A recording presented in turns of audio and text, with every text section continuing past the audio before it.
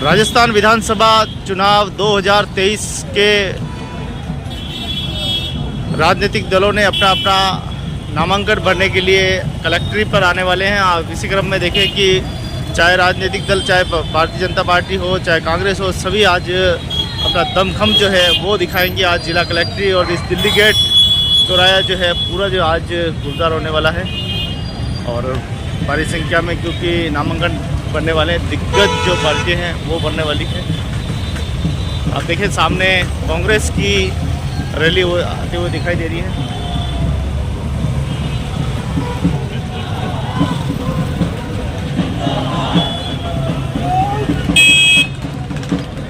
तो देखिए भारी संख्या में जन सैलाब विवेक कटारा जी के साथ में है और आप देखिए कि सारी पार्टियां आज पैर रखने की जगह नहीं मिलेगी यहाँ पर।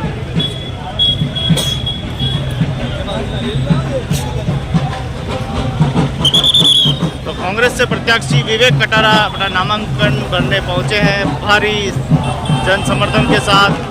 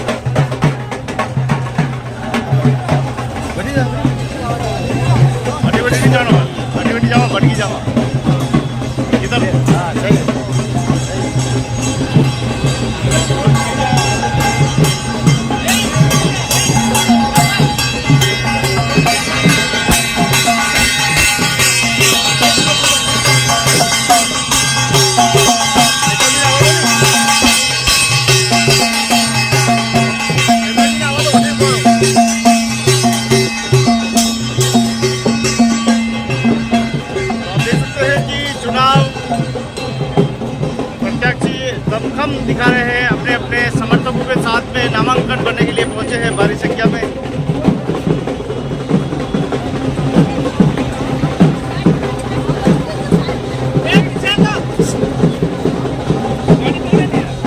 गाड़ी कोई नहीं ले जाए, मेरे खास गाड़ी के कोई हाथ नहीं।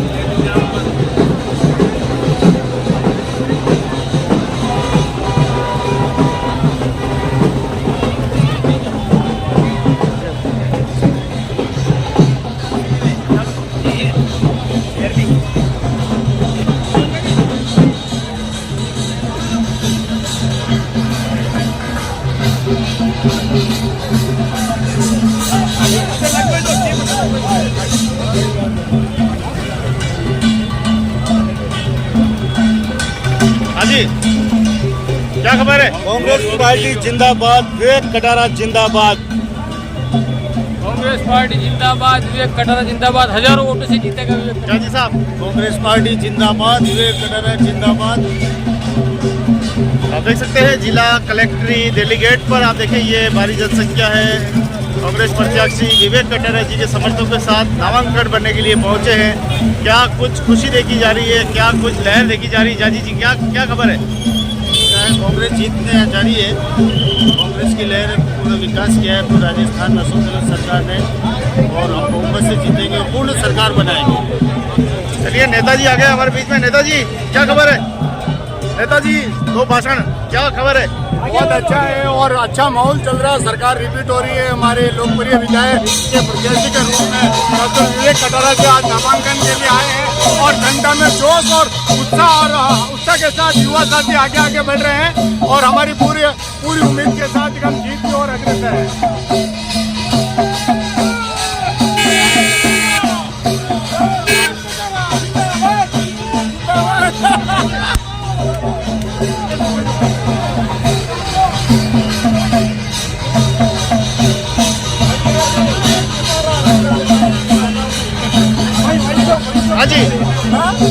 खबर है?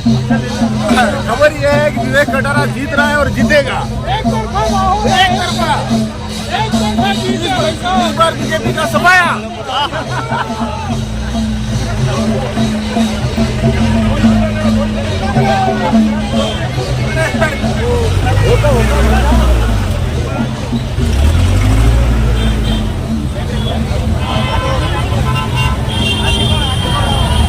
दिल्ली गेट का है, जहां पर आप देख सकते हैं कांग्रेस प्रत्याशी विवेक कटारा के समर्थकों के साथ नामांकन भरने पहुंचे हैं।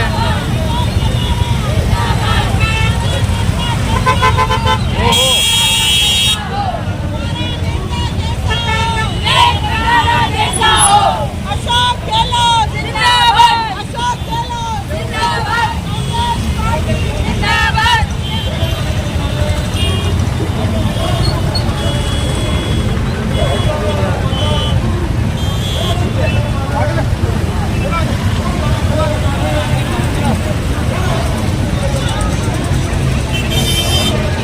तो आप देख सकते हैं जिला कलेक्ट्रेट पर प्रशासन ने पुख्ता इंतजाम कर रखे हैं। कलेक्ट्रेट की ओर जाने वाला मार्ग जो है वो बंद कर रखा है ताकि प्रत्याशी अपना नामांकन बड़े आसानी से भर सके। पूरी व्यवस्थाएं कर दी गई है।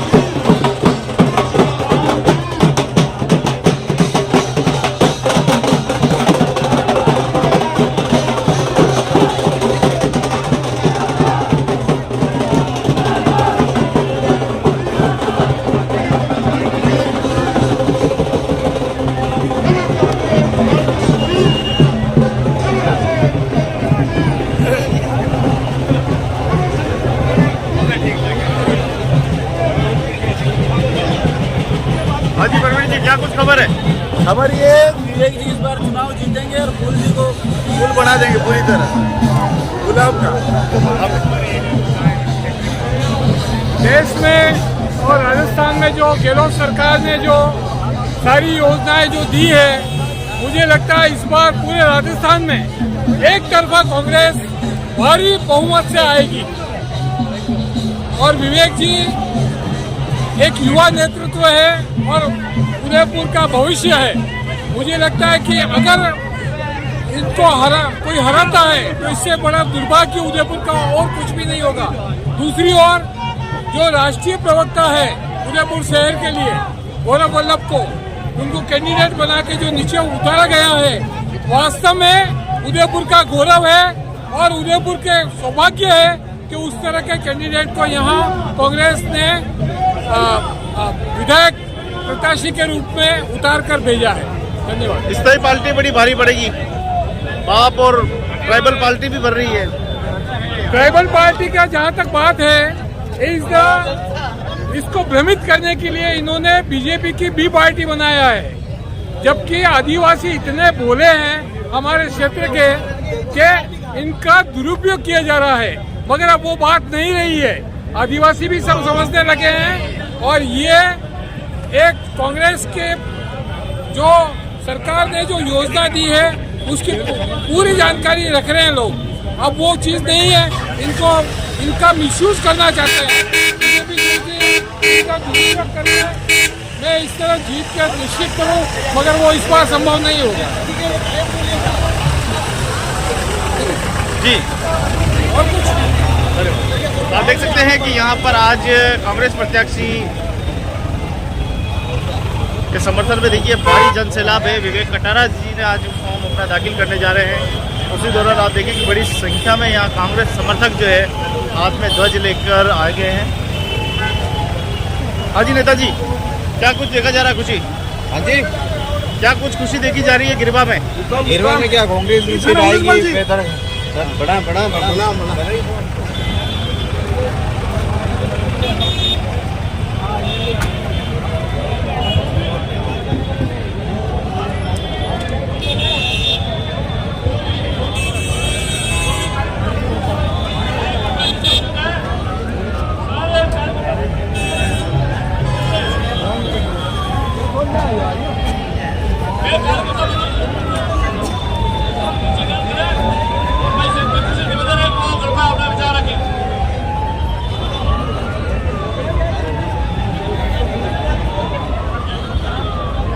सभी साथी बंधुओं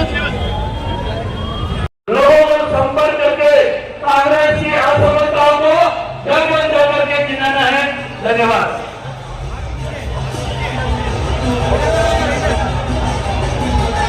बहुत बहुत धन्यवाद आदरणीय दिनेश जी भट्ट साहब का। अब हमारे ग्रामीण के लोकप्रिय प्रत्याशी आदरणीय फूल सिंह जी मीणा साहब का जोरदार स्वागत हो रहा है कार्यकर्ताओं के द्वारा।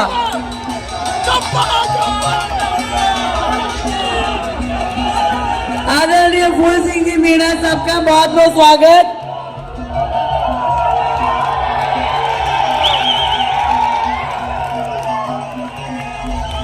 आदरणीय फूल सिंह जी मीणा साहब का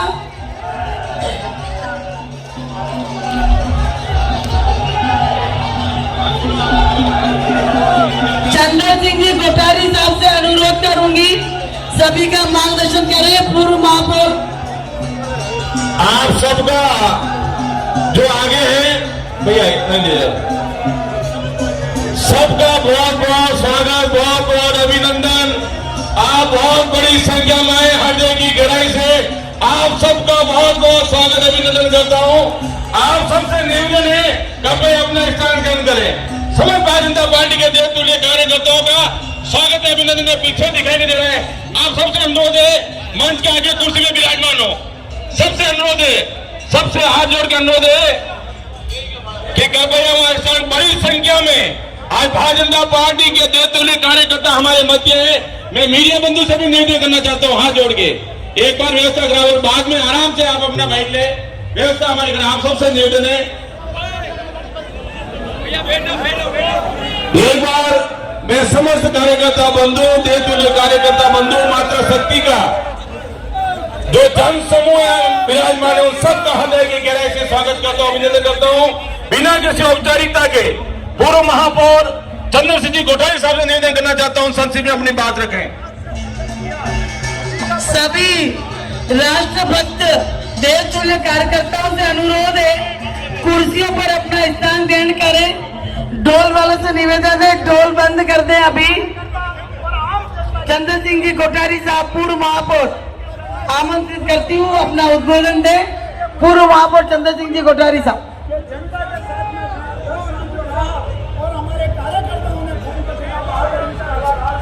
एक बार सभी कार्यकर्ताओं से निवेदन है कि मेरे हाथ के दाहिनी ओर कुर्सियां खाली है, कृपया आगे आ जाए। दाहिनी ओर कुर्सियां खाली वहां बैठ जाए या बीच में खड़े गए दाहिनी ओर कुर्सियां खाली है वो बता दें एक बार सब पीछे से।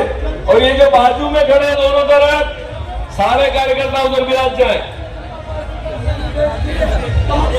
भारतीय जनता पार्टी की इस विशाल आम सभा में मंच पर विराजमान हमारे पूर्व विधानसभा लोक अध्यक्ष माननीय शांतिलाल जी चंदोद साहेब और ग्रामीण के लोकप्रिय भारतीय जनता पार्टी के प्रत्याशी माननीय फूल सिंह जी मीणा साहेब, परम आदरणीय देश सिंह जी मानसी साहेब,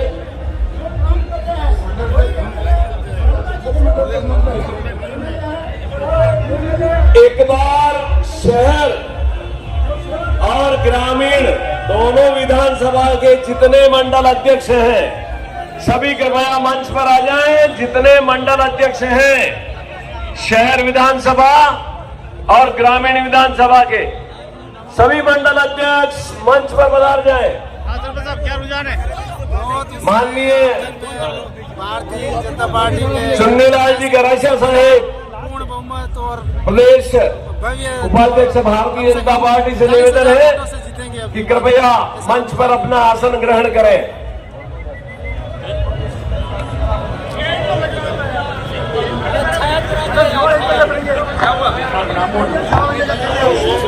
महेंद्र सिंह जी शेखावत से अनुरोध है मंच पर अपना स्थान ग्रहण करें। लोकेश जी द्विवेदी मंच पर अपना स्थान ग्रहण करें। कार्यकर्ता बंधुओं, बहनों,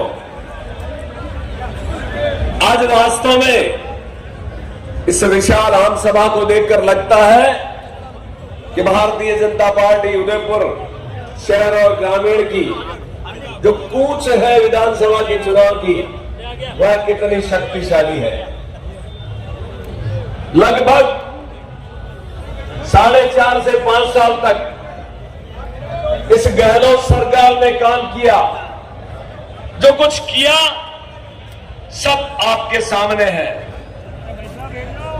आज अभी ताजा आंकड़ा आया है, भ्रष्टाचार में गहलोत सरकार नंबर 1 पर 78% पर है हिंदुस्तान में। बलात्कार के मामले, महिलाओं के अत्याचार के मामले, उन पर नंबर 1 है हिंदुस्तान में। पर नंबर 1 पर हो तब तक कोई बात नहीं, पर जो जिम्मेदार मंत्री बैठे हैं, काबीना मंत्री, उनकी सोच कैसी है, उनकी मानसिकता कैसी है, उसकी एक कहानी आपके सामने रख रहा हूं।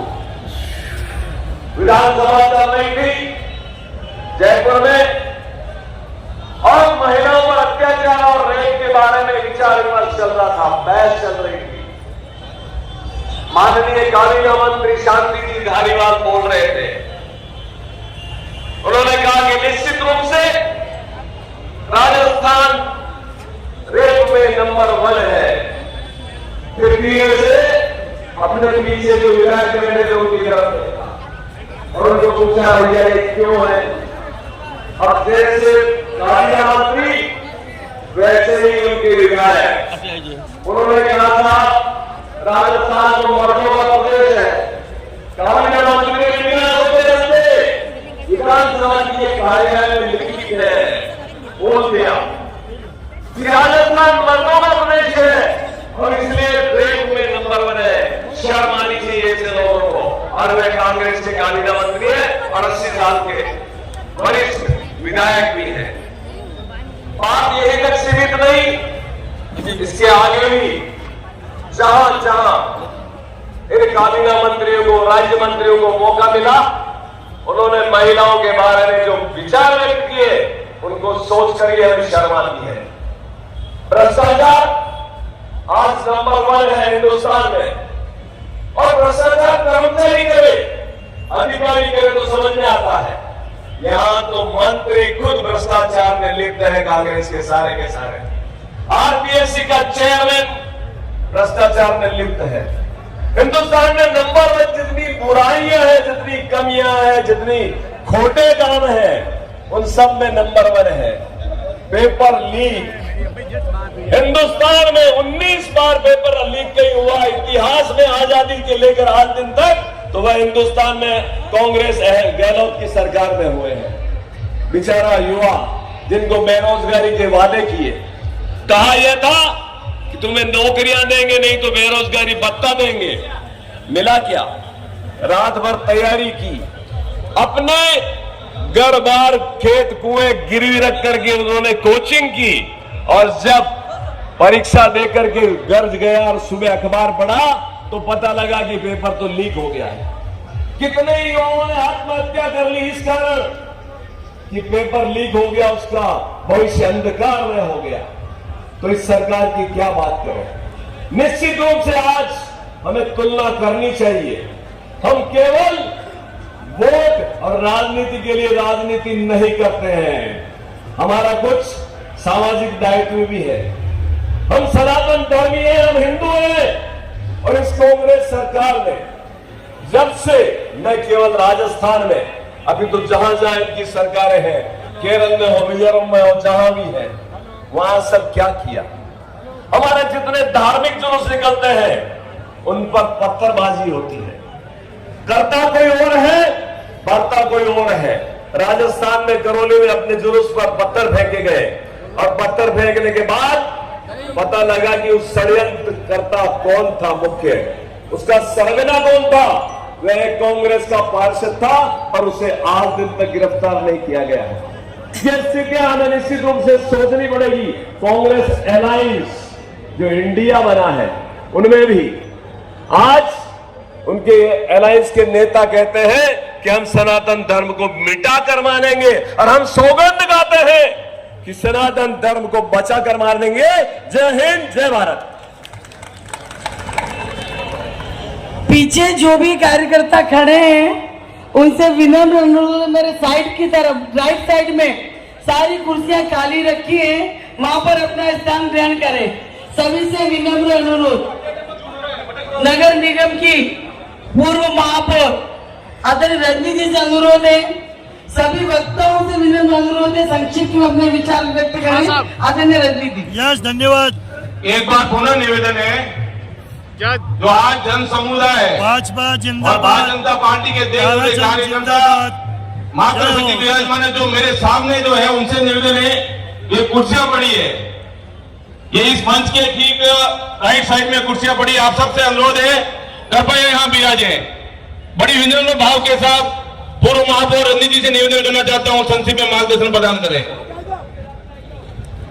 भारत माता की, एक बार और जोर से, भारत माता की।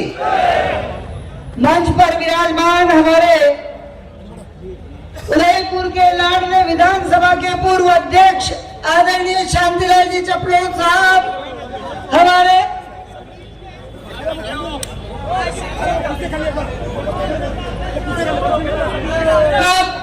ये पधारे हुए महंत जी महाराज को प्रणाम करते हुए मंच पर विराजमान सभी मंचासीन पदाधिकारियों का मेरे सामने विराजमान एक जनमेदनी, विशाल जनमेदनी, जो भारतीय जनता पार्टी के अंदर विश्वास रखने वाले कार्यकर्ताओं का एक हुजूम आया है। मैं आप सबका हार्दिक स्वागत और अभिनंदन करती हूं। और यह विशाल जनमेदनी ये दिखा रही है कि ये कांग्रेस की भ्रष्टाचार की सरकार, उसको उखाड़ कर फेंकने का समय आया है। बंधुओं और बहनों, मैं इतना ही कहना चाहती हूँ कि यहाँ उदयपुर की धरा, शांत धरा, जिसमें कन्यालाल के एक व्यक्ति को मारा गया, निशंस हत्याकांड हुई और ये राजस्थान की सरकार मोड़ पर हाथ मुंह पे उंगली रखकर बैठी गई। बहनों, अबे मैं मेवाड़ी में बोलूं, मारी महिला बहना बैठी है, वो आप सब यो वादो लेना चाहूं, आप सब होगंद लेना चाहूं कि ये कांग्रेस की सरकार जो बच्चारी विरोधी है, महिलारी विरोधी है, जदयू में आई है, राजस्थान नंबर 1 बलात्कार में व्यो है। अंडो एक काळो टिल्लो राजस्थान में माथे लाग्यो है, वही टिल्ला ने हटाववा वास्ते लाल सिंदूर लागे राजस्थान रे ऊपर। पद्मनीरी धरती रा रेवा वाला हा, मां कर्णावती री धरती रा रेवा वाला हा, मां मीराबाई री धरती रा रेवा वाला हा। आपा सबने बड़ी सौगंध है कि राजस्थान में एक ऐसी सरकार आवे जो राष्ट्र विरोधी नीवे में और राष्ट्र हित में बात करे, महिला रे हित में बात करे, बच्चा रे हित में बात करे। अंडे वाते आज आपने सब प्रतिनिधि नामांकन भर लीधो है, अबे आपने चुप नहीं बैठते हैं। जनता पार्टी के कार्यकर्ता है, बेतुल्य कार्यकर्ता है, सरल स्वभाव के कार्यकर्ता है, लेकिन हम मैं चेतावनी भी देता हूं, आप सब स्थान ग्रहण करें, आप सब अपना स्थान ग्रहण करें, बैठे। पुनः निवेदन है, बार बार हम कार्यकर्ता को डिस्टर्ब नहीं करें, बीच में हमारी गाड़ियां भी रोक दी, बसें भी आने नहीं दी, ये ठीक नहीं है लोकतंत्र के अंदर। मैं आपसे पुनः अनुरोध करता हूं, ऐसा काम नहीं करें जिससे कार्यकर्ता उद्दंडित होता है। एक बार पुनः निवेदन के मंच के यहाँ पर स्थान है, मातृशक्ति को विराजे। आज बहुत बड़ी संख्या में कार्यकर्ता बंधु पहुंचे, उनका हृदय की गहराई से स्वागत करता हूं।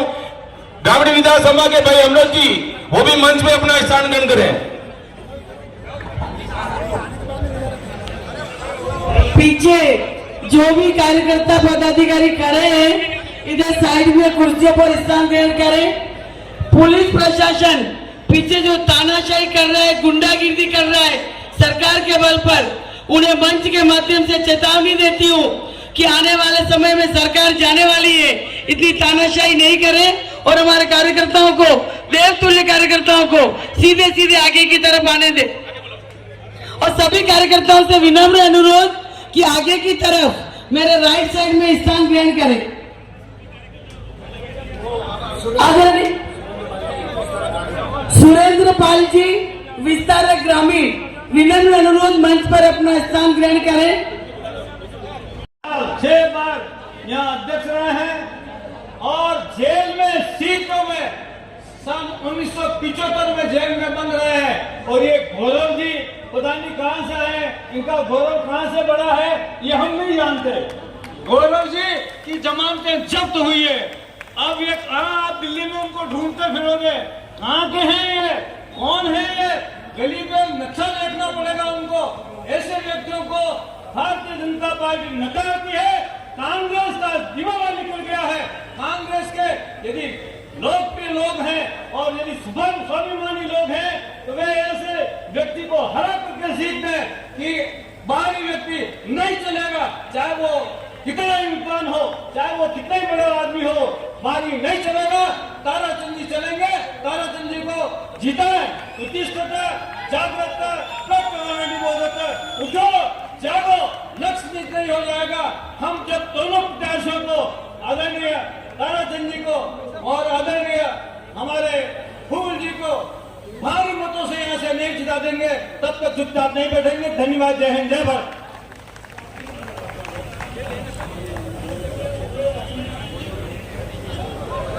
भाई प्रकाश जी कोठारी ओसवाल समाज के अध्यक्ष मंच पर स्थान ग्रहण करें।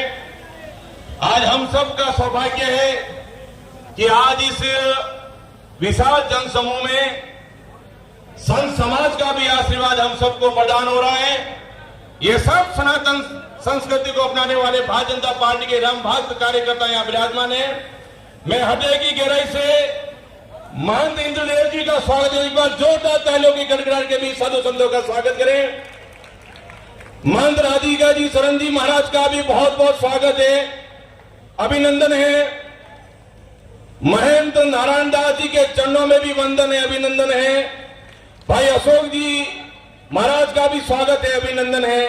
आप समस्त भारतीय जनता पार्टी के कार्यकर्ता इस कड़कड़ाते धूप के आप सब यहाँ विराजमान है। मैं एक बार पुनः जहां कार्यकर्ताओं, ये मंच आज आपको कहना चाहता है, जहां कार्यकर्ताओं का पसीना बहेगा, भारतीय जनता पार्टी के प्रत्येक कार्यकर्ता निश्चित तौर से उस कष्ट को उतारेगा।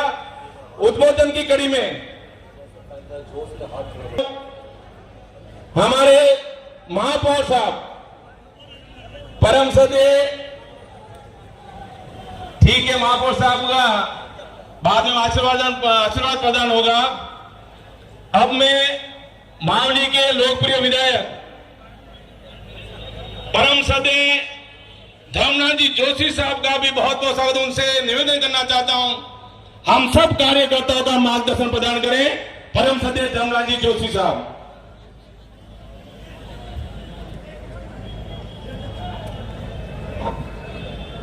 पानी की व्यवस्था या लेफ्ट में की गई है, जिसको भी पानी ग्रहण करना है इधर लेफ्ट में व्यवस्था की गई है।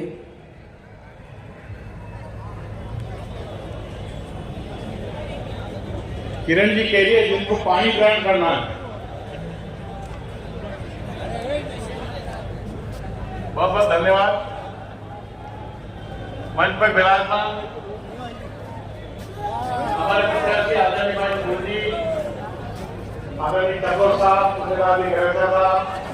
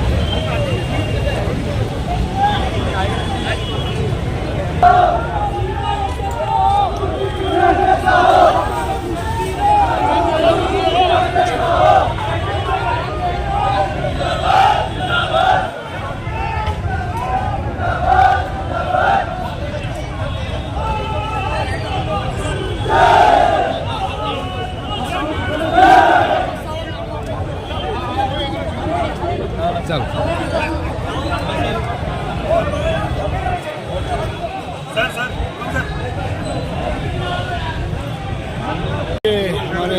लोकप्रिय प्रत्याशी फूल सिंह जी मीणा बहुत अधिक मतों से जीतेंगे। पिछली बार जितने मत से जीते हैं उससे ज़्यादा मतों से इस बार जीतेंगे। क्षेत्र की जनता कांग्रेस को उखाड़ फेंकने के लिए तैयार है। सरकार हटेगी और भाजपा की सरकार बनेगी। क्या खूबी आप देखते हैं फूल सिंह मीणा में, जिससे फूल सिंह जी मीणा जमीन से जुड़ा हुआ आदमी, एक सामान्य घर से निकला हुआ एक मजदूर आदमी, और हर आदिवासी क्षेत्र के हर आदमी को लगता है कि ये मेरे घर का आदमी, ये मेरा भाई है, ये मेरा पिता है, ये मेरा बेटा है। तो जिसके प्रति लोगों का मन में ऐसा भाव हो उसको निश्चित रूप से जनता बहुत अधिक मतों से जिता के देगी। तो आप देख सकते हैं जिला कलेक्ट्रेट से सीधा दृश्य, जहां भारतीय जनता पार्टी के प्रत्याशी तीसरी बार उम्मीदवार फूल सिंह मीणा अपना नामांकन फॉर्म भरने के लिए पहुंच रहे हैं। तो साथ में भगत सिंह जी राजपूत पूर्व प्रधान और तमाम भारतीय जनता पार्टी के दिग्गज नेता भी साथ में हैं।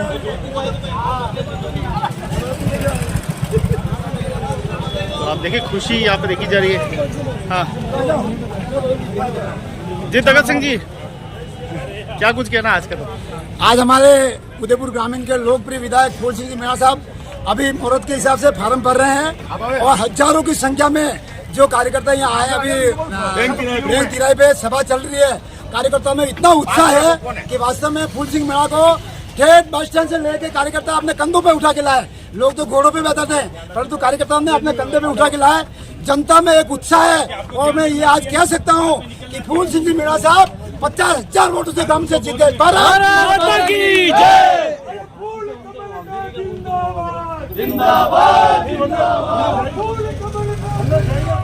तो एक तरफ आप देखें कि भारतीय जनता पार्टी के नारे गूंज रहे हैं, वहीं दूसरी तरफ पास में ही कांग्रेस प्रत्याशी विवेक कटारा जी की दमखम यहाँ सभा हो रही है।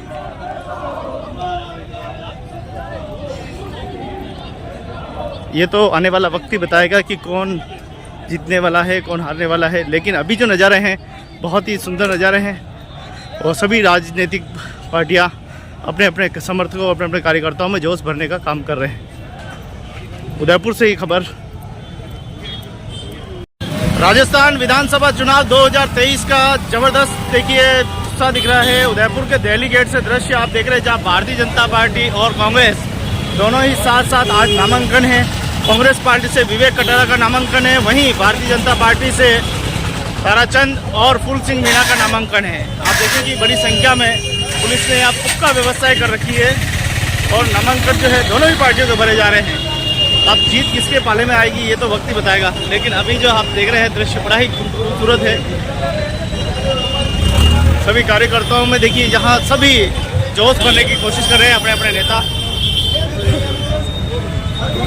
हाँ जी, क्या कुछ खुशी देखी जा रही पूरन जी? हजारों वोट से जीतेंगे। इस बार जो नामांकन भरा है हमने और लोग जुलूस उत्साह में है और इस बार कांग्रेस पार्टी उदयपुर ग्रामीण से हजारों वोट से जीतने वाले। लगातार 2 बार फूल सिंह जी मीणा जीतते आए हैं, क्या इसका विश्लेषण किया कांग्रेस ने? वो केवल 2 लाख के वोट लेते हैं, क्या 2 काम नहीं करते। 2 लगने की नीति अपने विवेक जी अपनाएंगे? इस बार भाई अपना है। हाँ, भाई का साथ देंगे, सब भाई का साथ देंगे। विकास कराना पड़ता है पूरा। इस बार 2 पार्टियां आपकी चुनौती है, बीटीपी की भी है और बाप भी है, 2 मैदान में। हम तो बिल्कुल उनको चुनौती देंगे और हजारों वोटों से जीतेंगे हम, क्योंकि विवेक कटारा और सचिन कटारा मैडम बहुत ग्रामीण क्षेत्र में बहुत विकास कराया उन्होंने। विवेक कटारा जिंदाबाद, विवेक कटारा जिंदाबाद।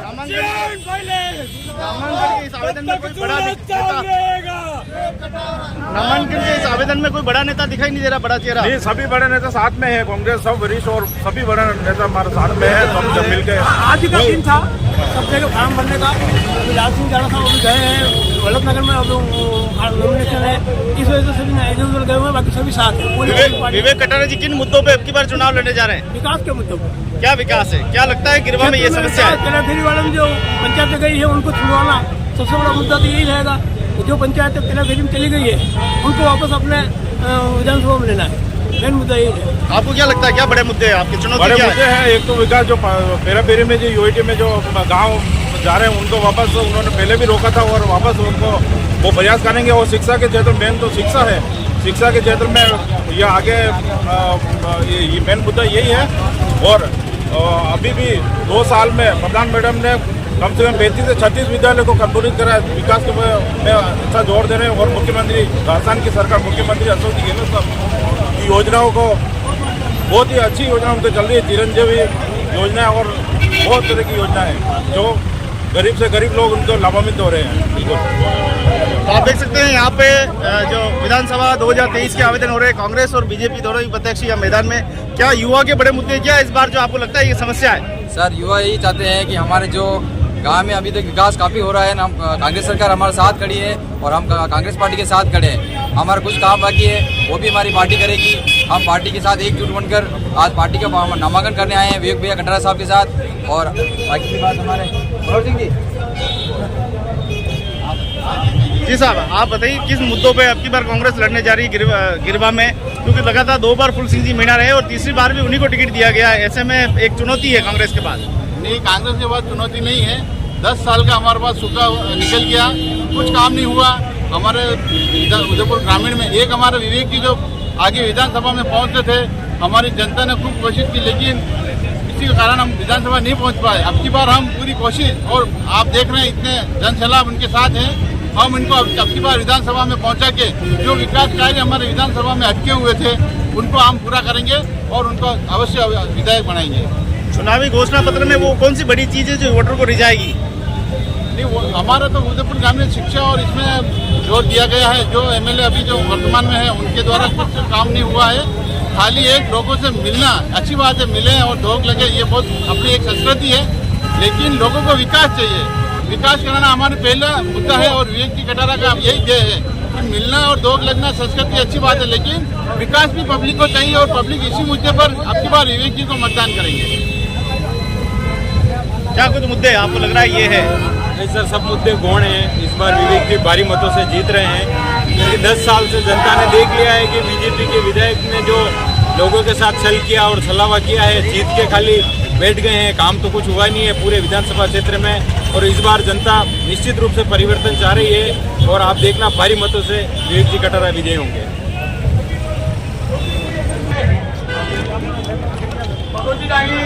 जो भाषण है मंच पर बता जाए और अपना उद्बोधन प्रदान करें। भानु प्रताप जी गुजर युवा नेता कृपया जहाँ कहीं भी वो मंच पर आ जाए। अक्षय चौधरी जो विधानसभा अध्यक्ष है यूथ कांग्रेस के, कृपया वो भी यहाँ आ जाए। और इससे ये वो सब आए, तब तक मैं विधानसभा अध्यक्ष और हमारे गिरवा जो करे ब्लॉक कांग्रेस कमेटी के सेंट्रल महासचिव भाई घनश्याम जी को से निवेदन करूंगा आपको अपना विचार रखें।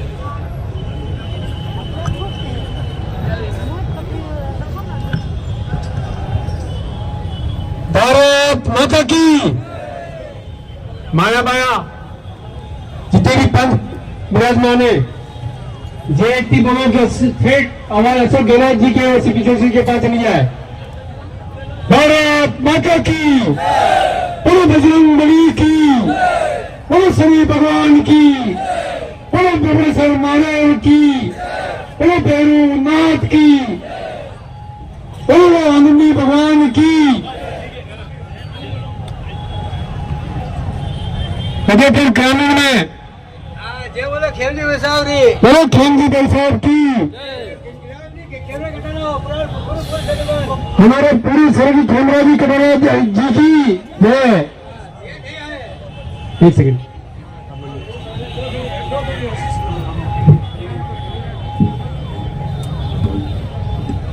आज भारी संख्या में आपका एक छोटा बच्चा फार्म भरने आया है।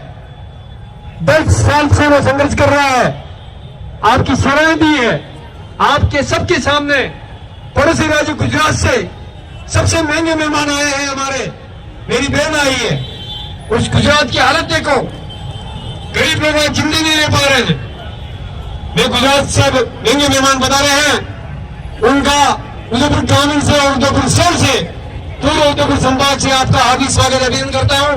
सम्मानित मंच, सामने विराजी हुई मेरी माताएं। आप देख सकते हैं दिल्ली गेट से सीधा दृश्य आप देख पा रहे हैं, जहां पर भाजपा प्रत्याशी और समर्थक और कांग्रेस के समर्थक दोनों ही खास बात तो दिखाई दे रहे हैं। और आप देख सकते हैं एक तरफ विवेक कटारा के नारे लग रहे हैं, दूसरे फूल सिंह के नारे लग रहे हैं। दोनों ही समर्थक आमने सामने हैं और प्रशासन ने अपना जो है मोर्चा बनाए रखा है, क्योंकि ये डेलीगेट चौराहे है, यहीं से फॉर्म भरने के लिए जाना पड़ता है। आइए क्या कुछ कह रहे हैं, नारे लगा रहे हैं।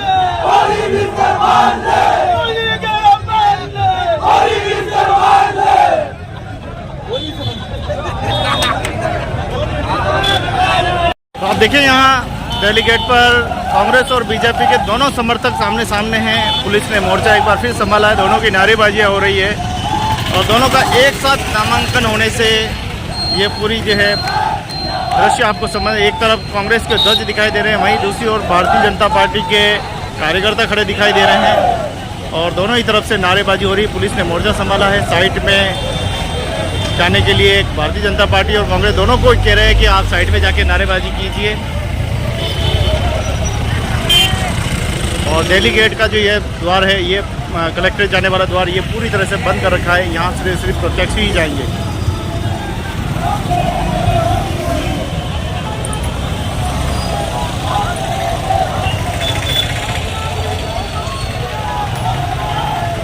तो आप देख सकते हैं कि डीएसपी खुद मोर्चा संभाल लिया है।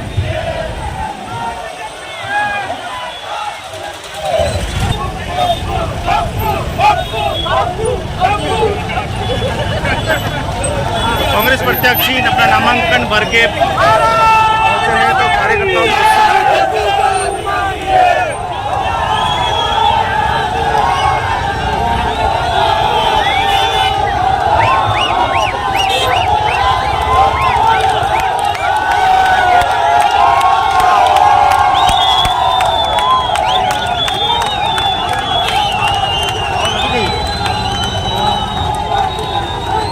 जैसे ही कार्यकर्ता सूरत अभिनंदन कर रहे हैं कांग्रेस पार्टी के प्रत्याशी विवेक कटारा, जो कि ग्रामीण से प्रत्याशी कांग्रेस पार्टी से है।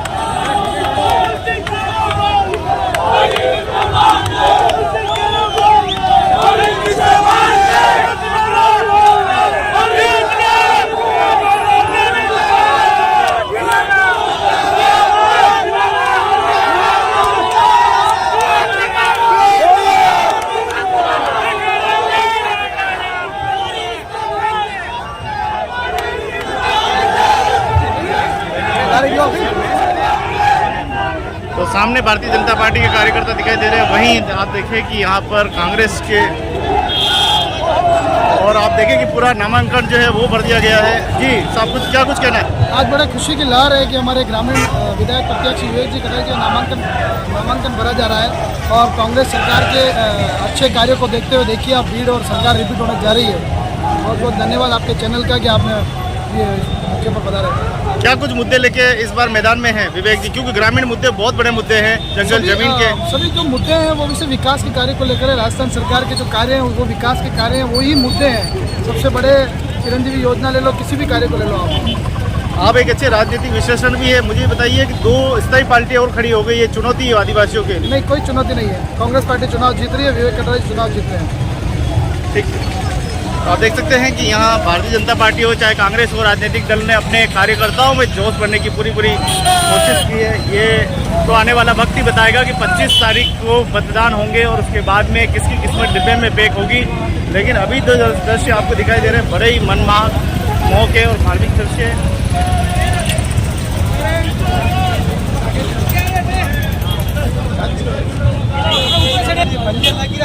तो राजस्थान लोक विधानसभा का चुनाव ये 2023 होने जा रहा है। हमारे बीच में कमल जी है। कमल जी, क्या कुछ कहना है इस बार? सविनाथ क्षेत्र विजय सिंह पटेल वार्ड नंबर 23 से विवेक भैया आज नामांकन की रैली में हम सब बता रहे हैं और कांग्रेस सरकार गहलोत ने 7 गारंटी योजना दी है। विवेक भैया को भारी मतों से जिताने की कोशिश करेंगे ताकि गारंटी भी लागू और छात्रों को और महिलाओं को सुविधा मिले। धन्यवाद। जी साहब, आखिर विवेक कटारिया जी के समर्थन में आज ये भारी भीड़ आई है, क्या कुछ चाहते हैं आप? हम चाहते हैं कि हमारे 10 साल पहले 10 साल हो गए बीजेपी राज में, हमारे कोई काम भी नहीं हुआ अभी तक, जनता परेशान है उनसे। तो अब की बार हमारे विवेक कटारिया को लाना है और जिताना है, जिता के हमारे को विधानसभा में भेजना है। कांग्रेस पार्टी जिंदाबाद, हमारे विवेक भैया जिंदाबाद है। क्या कुछ बड़े मुद्दे हैं अपने? बड़े मुद्दे तो है, हमारे पानी का मुद्दा है जो हमारे भैया हमारे गाँव के जो बिलानाम जमीन पट्टे हैं, ऐसे जो मुद्दे हैं बहुत बड़े बड़े मुद्दे हैं जो हमारे भैया ही कर सकते हैं। बाकी बीजेपी सरकार कोई नहीं कर सकती है, हमारे कांग्रेस सरकार ही करेगी। कांग्रेस पार्टी इस पुलिया को तो गाँव भेजेंगे हम वापस, एक बार आना तो विवेक जी। आपको क्या लगता है कि ये विकास के मुद्दे होने चाहिए? खाली 2 विकास के मुद्दे है ना, चिरंजीवी योजना दी हुई है। तुम्हारा जानवर अगर मर जाए उस पर 40,000 रुपए दिए हुए हैं। तुम्हारे अगर कोई एक्सीडेंट हो जाता है उसमें कोई 1 लाख रुपया, उसमें 10 लाख रुपए, 1 लाख रुपए नहीं है विधवा को। हाँ, पेंशन बढ़ा दी है, महिलाओं को फोन मिला है, स्कूलों में बच्चों को ड्रेस मिली है, हॉस्पिटल बड़े, इलाज फ्री है सब। किसी से भी प्राइवेट हॉस्पिटल में चले जाओ, 25 लाख का इलाज फ्री है। विवेक जी अगर आते हैं तो आपके जीवन में क्या परिवर्तन आएगा? अरे हमारे जीवन में तो परिवर्तन ही परिवर्तन है भाई साहब। हम तो चाहते हैं लगता है हमारा बढ़िया काम होगा, हमारा अच्छा काम होगा हमारे ग्रामीण एरिया में, और हम वही चाहते हैं कि हमारे कांग्रेस सरकार को लानी है वापिस फिर से, और हमारे विवेक जी कटारिया साहब को अब की बार MLA बनाना है और विधानसभा में भेजना है। विवेक कटारिया जिंदाबाद, विवेक कटारिया जिंदाबाद। ये चुनाव खत्म होने के बाद फिर आपकी दौड़ लोकसभा में लगेगी। यहाँ तक कि पूरा TSP बेल्ट है, ST का बेल्ट होते हुए भी विकास नहीं हो पा रहा। आप क्या सोचते हैं, किसकी कमी है? कमी यही है कि देखो नरेंद्र मोदी जी तो एक तो मंदिर का निर्माण करवा रहे, वहाँ कोई हमारे कोई विकास का कोई नहीं। मंदिर में भगवान हम सभी मानते हैं, तोप लगाते हैं, सब करते हैं, तो हमारे उनसे तो कोई मतलब नहीं है। हमारे विकास का काम कोई महंगाई केंद्र से कोई महंगाई से कोई हमारे को कोई ये नहीं हो रहा है, ना पेट्रोल सस्ता हुआ ना हुआ कुछ नहीं। जो अच्छे मुद्दे नरेंद्र मोदी जी को करने चाहिए वो नहीं किए, खाली फॉर्मेलिटी बातें करते और झूठी बातें करते हैं। हम वही चाहते हैं। मुद्दा ये है कि हमारा मुद्दा क्या है? हमारा जनजाति क्षेत्र, हमारा विधायक, हमारा सांसद, हमारा सरपंच, हमारे वार्ड पंच, हमारे पूरी महकमा होते हुए भी विकास नहीं हो रहा। क्या, कहाँ कमी है? कमी तो कुछ आगे से है, कमी इसीलिए नहीं हो रहा है। बाकी हमारे नेता सब लगे हुए हैं, कर रहे हैं काम, लेकिन आगे के अभी कांग्रेस की सरकार थी, पूर्ण मोहम्मद में थी, आखिर काम क्यों नहीं हुए? काम का तो जैसे ये है कि देखो सर, केंद्र सरकार में आगे नरेंद्र मोदी जी बैठे हुए हैं। हमारे अशोक जी गहलोत साहब ने जितना चाहा उतना लोगों के लिए बहुत किया, राशन के मामले में, चिकित्सा के मामले में, स्कूलों के मामले में। अगर विवेक कटारिया जीत जाते हैं तो क्या जनता की मांग पे खड़े उतरेंगे कार्यकर्ता? बिल्कुल खड़े उतरेंगे, जनता खड़ी उतरेगी विवेक जी कटारिया को विजय बनाने में। तो आप ये देखने वाली चीज ही बताएगी कि किसके सर पे जो है सहरा होगा, कौन अपने वादे निभा पाता है पूरे, ये देखने वाली बात है। तो चलिए इंतजार करते हैं 25 तारीख का वोटिंग तक का।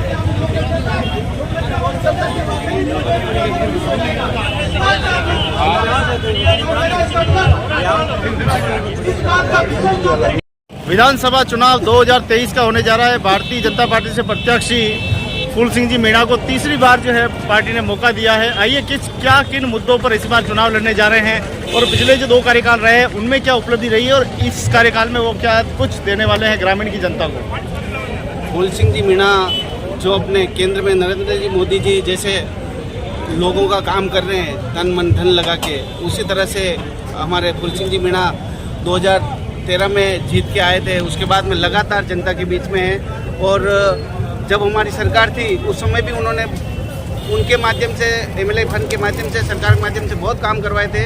और अभी 5 साल के अंदर कांग्रेस की सरकार थी, पर फूल सिंह जी मीणा ने कार्यकर्ताओं को ये महसूस नहीं होना दिया कि कांग्रेस की सरकार है। उन्होंने सभी कार्यकर्ताओं को आपस में उनकी समस्याओं को सुनते हुए हर समस्या का निदान किया और उनके फंड से जो पैसा आया उन्होंने सभी पंचायतों में बराबर मात्रा में दिया और सभी कार्यकर्ताओं के सुख दुख में हर समय वो उनके खड़े रहते हैं। और आप देख सकते हो फूल सिंह जी मीणा की आज जो रैली नामांकन रैली है उसमें भी हजारों की संख्या में कार्यकर्ता अपने खर्चे से यहाँ पे आए हुए हैं और तन मन धन से उनकी सहायता करने के लिए तैयार है। और फूल सिंह जी मीणा जो एक साफ सुथरा स्वस्थ छवि का नाम है, आने वाले समय में आपको वो विजय होकर ये जनता उनको भेजेगी और राजस्थान सरकार के अंदर अपना प्रतिनिधित्व करेंगे और ग्रामीण विधानसभा का उनके माध्यम से बहुत ही अच्छा विकास होगा।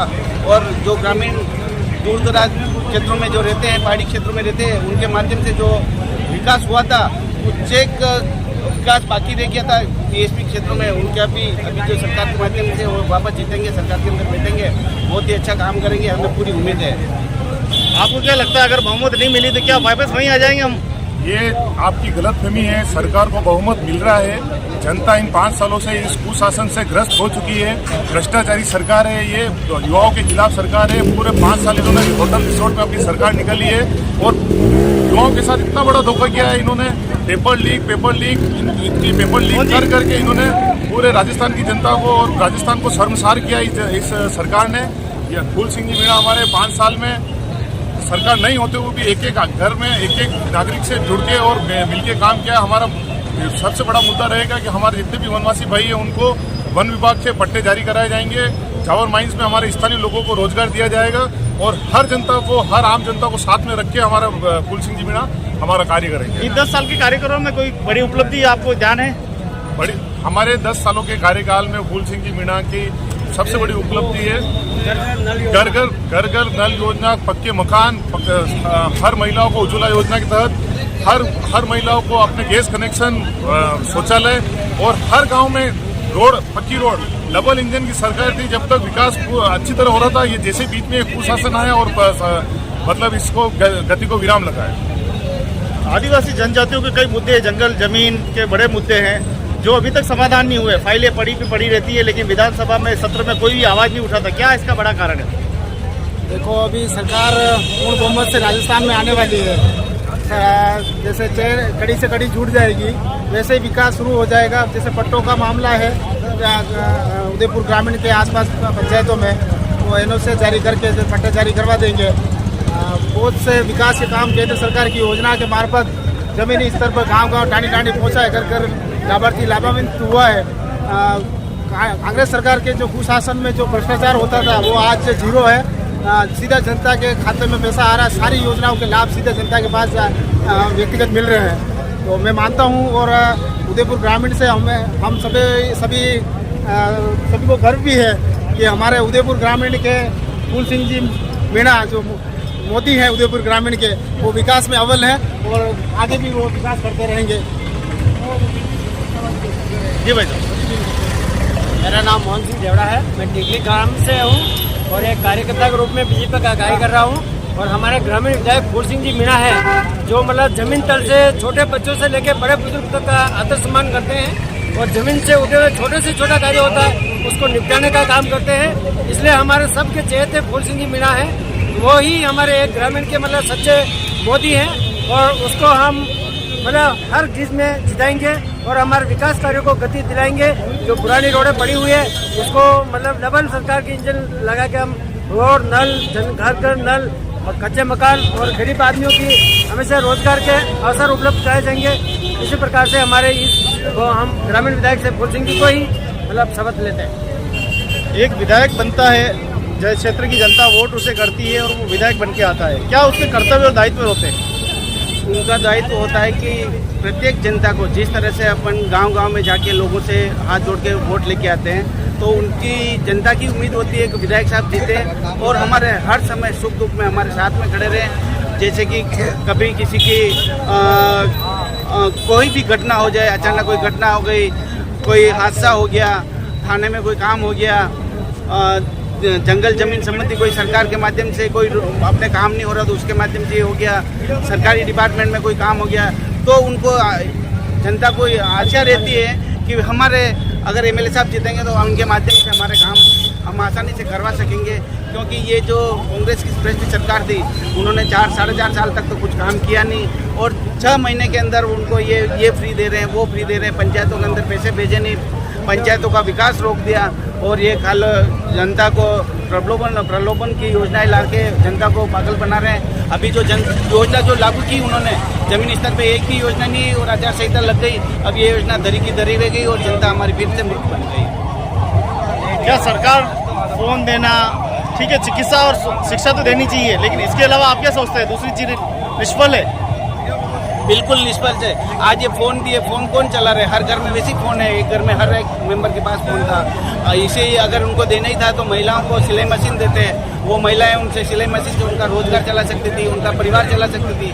मोबाइल से क्या है, मोबाइल तो लिए और ये 6 महीने में ख़राब हुए, उनका कोई मतलब नहीं निकला, कुछ नहीं निकला। और अगर ये सिलाई मशीनें देते तो हर घर में अगर एक महिला को सिलाई मशीन मिलती तो फिर भी वो हमारे उनका रोजगार चला के उनका घर गुजारा चल जा सकती थी। न जाने कितनी विधानसभा और कितनी लोकसभा आपने और हमने देखी है, आपको क्या लगता है कि और कितनी विधानसभा लोकसभा हमको देखनी है कि ये मुद्दे हल होंगे? ये मुद्दे हल तो आप एक बार और अपने डबल इंजन की सरकार जो बन जाए, राजस्थान में बीजेपी की सरकार और केंद्र में मोदी जी की सरकार जो अभी है और वापस बन जाएगी, तो हम ज़्यादा से ज़्यादा समस्याएं हल करवाने की एमएलए साहब के माध्यम से कोशिश करेंगे। क्षेत्रीय पार्टी भी बहुत वर्चस्व में आ रही है, इसका क्या कारण है?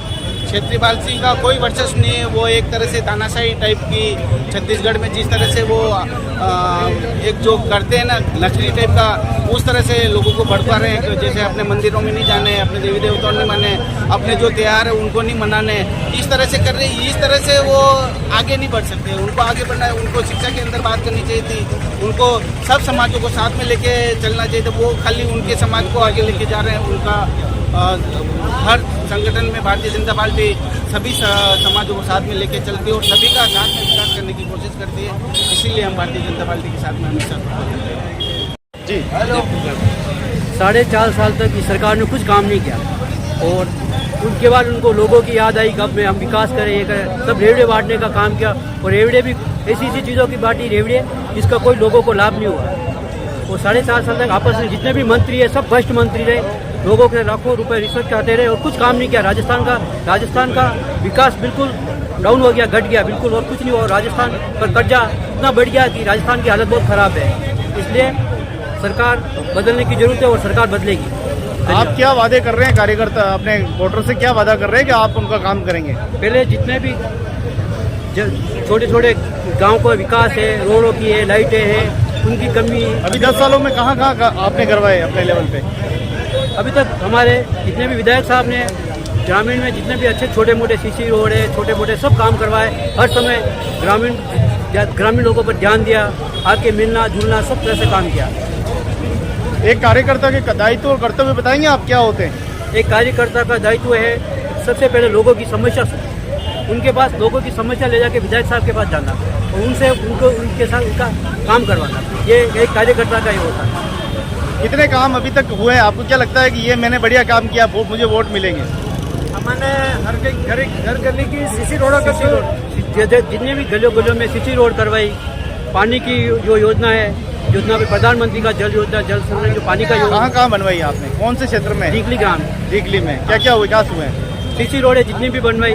लाइटों की प्रॉब्लम थी तो हमने RSP ऑफिस में झगड़े जहाँ पर विधायक साहब को लेके जो 8 घंटे तक 10 घंटे तक लाइटें नहीं आती थी, लोग इतने परेशान हो रहे थे, तो बच्चों की पढ़ाई भी खराब हो रही थी, तो उन्होंने हमने हमारे विधायक साहब ने साथ आके वो लाइटों की पूर्ति कर। इस बार क्या बड़े मुद्दे आप करने जा रहे होंगे? सबसे बड़े मुद्दे हैं लोगों को बच्चों को पढ़ाई का ध्यान देना, स्कूलों में टीचरों की कमी है, रोडों की हालतें बहुत खराब कर रखी है, वो सबकी पूर्ति करनी है। और क्या पट्टे पट्टे की कोई मांग है आपकी? पट्टे पट्टे दिलाना ये पट्टे, और सबसे पहले ग्रामीण में जितने भी पट्टे सब अधूरे पड़े हैं। बस सरकार आती है और पट्टे दे रहे जाके कुछ काम नहीं हुआ। इस बार विधायक साहब से ये हमको सब जितने भी लोग हैं उनको पट्टे मिला। आप बताइए क्या कुछ विकास हुआ है आपके क्षेत्र में? हमारे यहाँ तो हर घर नल योजना की लाइनें पड़ रही हैं, पानी की टंकियाँ बन रही हैं। टीकली गाँव में पानी की टंकी भी बन रही है, हर जगह हर मोहल्ले वाइज लाइनें पड़ रही है। मोदी साहब की देन है ये सब। और छोटे मोटे लोग लाइनें पड़ रही है मतलब 10 साल में खाली लाइनें पड़ रही, पानी नहीं है? अभी चालू किया काम, अभी 1 महीने में सारा काम हो गया। 10 साल में क्या किया? 10 साल में कुछ भी काम नहीं हुआ उससे पहले। तो फिर उससे पहले हमारा काम हुआ, ऐसी बात नहीं हुआ, लेकिन केंद्र सरकार की जो योजना है वही लागू हुई और बाकी ये जो सरकारी राजस्थान सरकार की योजना वो पूरी लागू नहीं हुई। यही हमारी समस्या। अभी क्या वादा किया आपने वोटर्स को? वोटर्स को हमने ये बात किया हर घर पे नल योजना दिलाने का। टीकली में क्या क्या बड़े मुद्दे हैं?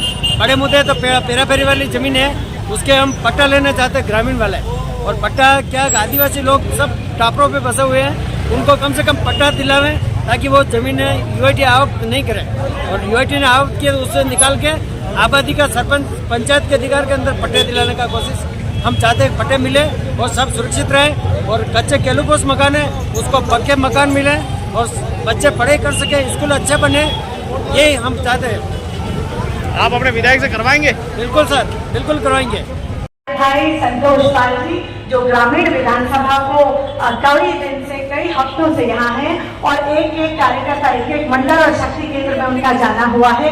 उपस्थित मैं कहूँगी सभी यहाँ पर हमारे जो हमारे अतिथिगण हैं उनको नमन करते हुए सभी वरिष्ठ कार्यकर्ताओं को, मंडल अध्यक्षों को और आप सबको मैं कहूँगी कि नमस्कार। लेकिन ज़्यादा कुछ नहीं कहते हुए क्योंकि सामने हमारे हम बहुत सारी बातें अभी यहाँ पर सुनेंगे लेकिन और हमने सुनी भी, लेकिन आपको केवल एक बात कहना चाहूँगी कि आज मैं उत्तराखंड की धरती से आती हूँ जो जहाँ पर भारतीय जनता पार्टी ने और हमने एक इतिहास बनाया कि वहां पर भी बदलाव हमेशा होता था, लेकिन इस बार भारतीय जनता पार्टी ने अपनी सरकार को दोबारा वहां पर बनाया और उस दोबारा बनाने में भी जिनका नेतृत्व हमें रहा वो माननीय हमारे प्रहलाद जोशी जी का, उनका वहां पर हमें एक मैं कहूँगी कि उनका पूरा लीडरशिप वहाँ मिला क्योंकि दोबारा सरकार बनना वहाँ पर भी एक नियम था कि एक बार एक सरकार है दूसरी बार दूसरी है, लेकिन भारतीय जनता पार्टी की सरकार आज आदरणीय नरेंद्र मोदी जी के और मैं कहूँगी कि प्रहलाद जोशी जी के मार्गदर्शन में हमने उत्तराखंड में दोबारा सरकार बनाई और बहुत अच्छे भारी बहुमत से सरकार बनाई और यही चीज हम राजस्थान में भी करने जा रहे हैं। मैं आप सबसे ये कहूँगी कि यहाँ पर भी जिस प्रकार का कुशासन हम देख रहे हैं, जिस प्रकार से यहाँ पर युवाओं का अपमान हो रहा है, पेपर लीक के मामले हैं, जिस प्रकार से महिलाओं का अपमान है, 2 लाख से अधिक आपराधिक केस महिलाओं के ऊपर जो है बलात्कार के केस है वो जो रजिस्टर हुए हैं। आज राजस्थान इन सब कुनीतियों में, कुशासन में भी कहूंगी आज नंबर 1 बन चुका है। तो इस नंबर 1 जो इस प्रदेश को इस अपराध में और यहाँ पर बहुत सारे भ्रष्टाचार में बाकी सब चीजों में जो अपराध में सब में नंबर 1 बनाया है, आज उसको बदलने की जरूरत है। आज उसको बदलने की जरूरत है। आज इस जो कांग्रेस की सरकार है इसे उखाड़ फेंकने की जरूरत है।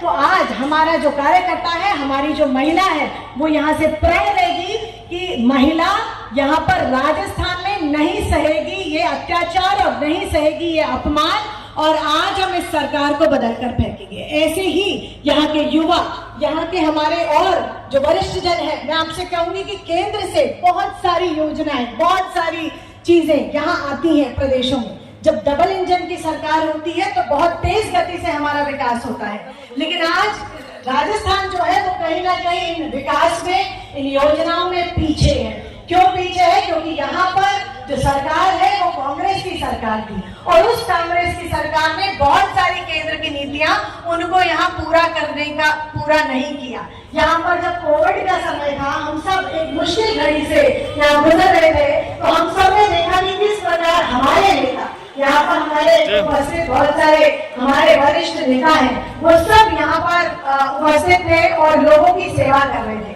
लेकिन आपने देखा कि कांग्रेस के नेता को किसी ने देखा क्या कि कोई सड़कों पर किसी की सेवा कर रहा हो? किसी ने नहीं देखा।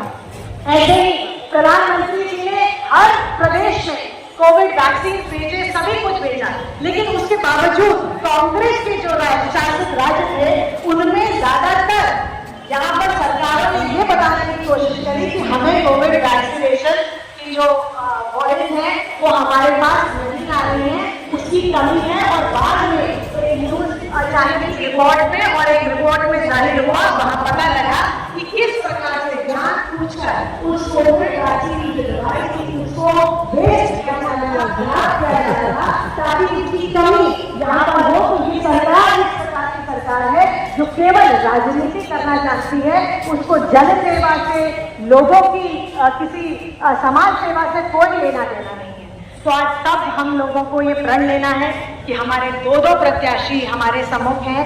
एक फूल सिंह जी मीणा जो अभी आने वाले हैं, अपना वो नामांकन कर रहे हैं। एक ताराचंद जैन जी यहाँ उपस्थित हैं जो कि यहाँ पर कई दशकों से मैं कहूँगी कि भारतीय जनता पार्टी का यहाँ पर काम कर रहे हैं और पूरी तरह से कई बार हमारे जिला अध्यक्ष रहे हैं। और भारतीय जनता पार्टी की ये जो भूमि है, मैं कहूँगी उदयपुर, ये एक ऐसी भूमि है जहाँ पर जो हीरा होता है उसको तराशते हैं तो वो एक अच्छा हीरा बनता है। तो यहाँ पर एक एक कार्यकर्ता जो मंच पे आपको दिख रहा है वो एक एक यहाँ पर तराशा हुआ हीरे के समान है, क्योंकि उदयपुर में भारतीय जनता पार्टी का संगठन मैं कहूँगी कि सबसे मजबूत संगठन है।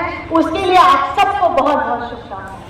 तो आप सब लोगों से यह अनुरोध है कि हम लोग आने वाले समय में 25 तारीख को हमारा चुनाव है और चुनाव का बहुत सारे हमारे पास त्योहार है, बहुत सारा दिवाली का ये एक सीजन है और सभी लोग दीपावली भी अपने घरों में मनाएंगे, परिवार में मनाएंगे, दोस्तों के साथ मनाएंगे। लेकिन संगठन के प्रति हमें जो एक दायित्व निभाना है, जो हमें इस बार अपना एक समय देना है और पूरी तरह से यहाँ पर भारतीय जनता पार्टी को जितने मार्जिन से हम पिछला चुनाव जीते उससे 4 गुना मार्जिन से इस चुनाव को हम जीत कर आएंगे, क्योंकि हमारे सामने जो प्रत्याशी है वो पैराशूट प्रत्याशी है, वो ऐसा प्रत्याशी है जो शायद ही किसी घर में किसी को जानते हो, वो सिर्फ आए, मुझे लगता है कि सिर्फ नाम से वो जीत जाएंगे। तो उनको बताना है कि उदयपुर की जनता उदयपुर में रहने वाले व्यक्ति को यहाँ पर अपना वोट देगी और उसको भारी मतों से यहाँ से जिताकर भेजेगी। यही आपसे कहूंगी। जय हिंद, जय भारत। उदयपुर शहर जिला के प्रभारी परम आदरणीय वंशीलाल जी खटीक साहब से अनुरोध करूंगी सभी का मार्गदर्शन करें। और इससे पूर्व श्याम जी पुरोहित आदरणीय में विराजमान हो तो उनसे मंच पर बुलाने की कृपा करें। आदरणीय श्याम जी पुरोहित। भारत माता की, भारत माता की। बहुत बहुत धन्यवाद। भक्त प्रहलाद जोशी जी मंच पर विराजित उदयपुर शहर जिले के माननीय शहर जिला अध्यक्ष जी, माननीय ताराचंद जी भाई साहब, सम्मानित मंच, आज बड़ा हर्ष का विषय है। प्रातः स्मरणीय हिंदुआ सूरज महाराणा प्रताप की पावन धरा पर, पटना दाई के त्याग के स्थान पर, मीरा की भक्ति के स्थान पर माननीय प्रहलाद जी जोशी साहब आपका बहुत बहुत हृदय से स्वागत और अभिनंदन करते हैं। बंधुओं, आने वाला समय भारतीय जनता पार्टी के लिए आप सब कार्यकर्ता की बदौलत हमारा ये उदयपुर शहर जिला परंपरागत भारतीय जनता पार्टी का गढ़ रहा है। वो सब आप भारतीय जनता पार्टी के कार्यकर्ताओं के कंधों पर संभव है। बंधुओं, इस अवसर में आप सबका ज्यादा समय नहीं लेते हुए मैं आपके चरणों में निवेदन करना चाहता हूं। ये उदयपुर की पावन धरा, ये शक्ति और भक्ति और बलिदान और शौर्य की धरा, उस शौर्य की धरा के आप सभी कार्यकर्ता एक बहुत ही अच्छे कार्यकर्ता है। आने वाले समय में ये उदयपुर शहर जिले की दोनों विधानसभा है, भारी से भारी वोटों से जीताकर आप विधानसभा में हमारे उम्मीदवारों को भेजे। यही कहते हुए मैं मेरी बात को विराम देता हूं। जय हिंद, वंदे मातरम।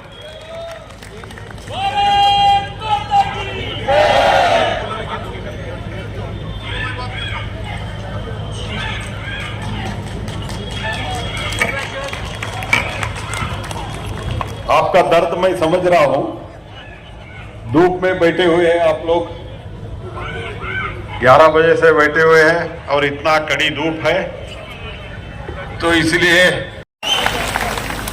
मेवाड़ के इस पवित्र धरती पर सर्वप्रथम मैं एकलिंगी का, श्रीनाथ जी का और मैं नमन करता हूं और इस महाराणा प्रताप के पराक्रम के इस शौर्य भूमि को नमन करता हूं। यहां तो सनातन धर्म के रक्षा के लिए बहुत लंबे समय तक स्वयं के लिए कठिन पराक्रम और परिश्रम करते हुए सनातन धर्म के लिए लड़े हैं। ऐसे में राणा कुंजा का भी महाराणा, महानायक, भीला राणा, ऐसे कई महापुरुषों ने त्याग बलिदान किया है। उन सब लोगों को मैं नमन करते हुए आज के इस सभा में उपस्थित जिला अध्यक्ष रविंद्र श्रीमाली जी और हमारे पार्टी के प्रमुख नेता, हमारे प्रखर वक्ता, सिर्फ पॉलिटिकल चीजों में नहीं, हमारे वेद पुराण में भी ध्यान रखते हुए ऐसे श्री सुधांशु त्रिवेदी जी, महिला मोर्चा के राष्ट्रीय महामंत्री दीप्ति जी, चुनीलाल जी और भारतीय जनता पार्टी का एक विशेषता है, कर्मठ कार्यकर्ता के लिए कई लोग उदाहरण प्रस्तुत करते हैं। ऐसे में एक है हमारे डिप्टी मेयर पारस सिंह जी और प्रमोद जी। इन दोनों लोगों को मैं आभार प्रकट करता हूं, पार्टी के साथ तुरंत जुड़ के काम शुरू किया है। आप सभी को मेरा प्रणाम करता हूं, माफी चाहता हूं क्योंकि इतना धूप में आप सब लोग बैठे हुए 2 घंटे से ज्यादा हो गए, मेरा गला भी ठीक नहीं है और आप धूप में बैठे हुए और सुधांशु जी भी बोलने वाले हैं, इसलिए मैं ज्यादा लंबा नहीं बात करता हूं। मैं इतना ही कहता हूं, यही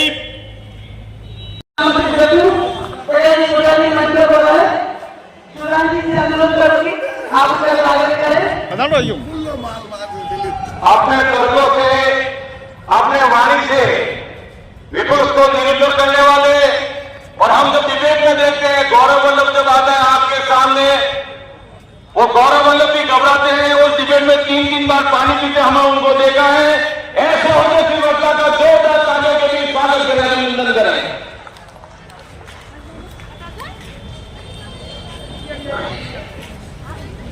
यहां मंच पर विराजमान भारतीय जनता पार्टी के वरिष्ठ नेता, भारत सरकार के मंत्री, कर्नाटक के पूर्व प्रदेश अध्यक्ष रहे आदरणीय श्री प्रहलाद जोशी जी, और वैसे भी वो राजस्थान के प्रभारी बन गए हैं। और आपने देखा कितनी अच्छी हिंदी बोल रहे हैं कर्नाटक के होने के बाद। और वैसे जब भक्त प्रहलाद का पदार्पण हुआ था तो समस्त कष्टों का नाश हुआ था, तो मुझे पूरी अपेक्षा है कि राजस्थान में उनके पदार्पण के साथ यहाँ की जनता के कष्टों का भी निवारण होगा। आदरणीय चुन्नीलाल जी, श्री पुलकेश पोरवाल जी, जिलाध्यक्ष रविंद्र श्रीमाली जी, महिला मोर्चा की राष्ट्रीय महामंत्री दीप्ति जी, यहाँ के महापौर गोविंद सिंह टाक जी, पूर्व उप महापौर पारस सिंघवी जी और प्रदेश संयोजक सहकारी प्रकोष्ठ प्रमोद सामर जी। मुझे पूरी उम्मीद है जैसे पारस मणि में एक अलग प्रकार की कांति होती थी, तो यथा नाम तथा गुणा पारस जी और प्रमोद जी आनंद का भी अनुभव कराएंगे और ज्योति का अनुभव भी कराएंगे। और यहाँ के प्रत्याशी नगर के आदरणीय श्री ताराचंद जैन जी, ग्रामीण के फूल सिंह मीणा जी, सर्वप्रथम मैं मेवाड़ की इस धरती को, जो भारत के शौर्य की राजधानी है, उसे नमन करता हूं कि नमन करूं मैं वहां जहां रक्त से लिखी हुई कुर्बानी, जिसके कारण चंदन है या मिट्टी राजस्थान। इस धरती पे आके हमेशा गर्व और शौर्य का अनुभव होता है, परंतु पिछले कुछ दिनों से जब हम आते हैं तो यहां आकर एक कष्ट का अनुभव भी होता है। ये वो धरती है जिसको गुलामी के उस काल में भी कभी कोई झुका नहीं पाया। ये वो धरती है जिसके लिए मैंने बचपन में हिंदी के प्रख्यात कवि श्याम नारायण पांडे जी की कविता में सुना था, जिन्होंने मेवाड़ की धरती के लिए लिखा था कि जमा सके अधिकार तनिक खिलजी लेकर हथियार नहीं, और ठहर सकी इस पर क्षण भर अकबर की भी तलवार नहीं। मुगलों के काल में तलवार जिनका सर झुका नहीं सकी, अफसोस कि कांग्रेस के शासन काल में यहां पर छुरे से सर काट दिया गया, यानी सर तन से जुदा हो गया। और उसके बाद कश्मीर से केरल तक, अभी केरल का उल्लेख आदरणीय प्रहलाद जोशी जी कर रहे थे, ये सेकुलरिज्म का स्वयंभू खुदा बनकर जो बैठे हुए हैं, वो सर तन से जुदा के ऊपर अपने मुंह में दही जमा कर बैठे रहे। मुझे लगता है कि उनकी इस खामोशी का जवाब इन चुनावों में इस क्षेत्र की जनता अवश्य देगी। मैं ये भी याद दिलाना चाहता हूं, इस समय अगर आप राजस्थान में देखें तो विगत 5 वर्षों में क्या हुआ, जिसका उल्लेख आदरणीय जोशी जी अभी कर रहे थे। नौजवानों को कहा था कि बेरोजगारी भत्ता देंगे 5,000 रुपया, और मिले क्या? 19 बार पेपर लीक। याद करिए, जब 2018 का चुनाव हो रहा था, राजस्थान, मध्य प्रदेश और छत्तीसगढ़ का साथ साथ चुनाव था, तो राहुल गांधी जी ने छत्तीसगढ़ में किसानों को लेकर तीनों राज्यों के संदर्भ में किस टोन में बोला था?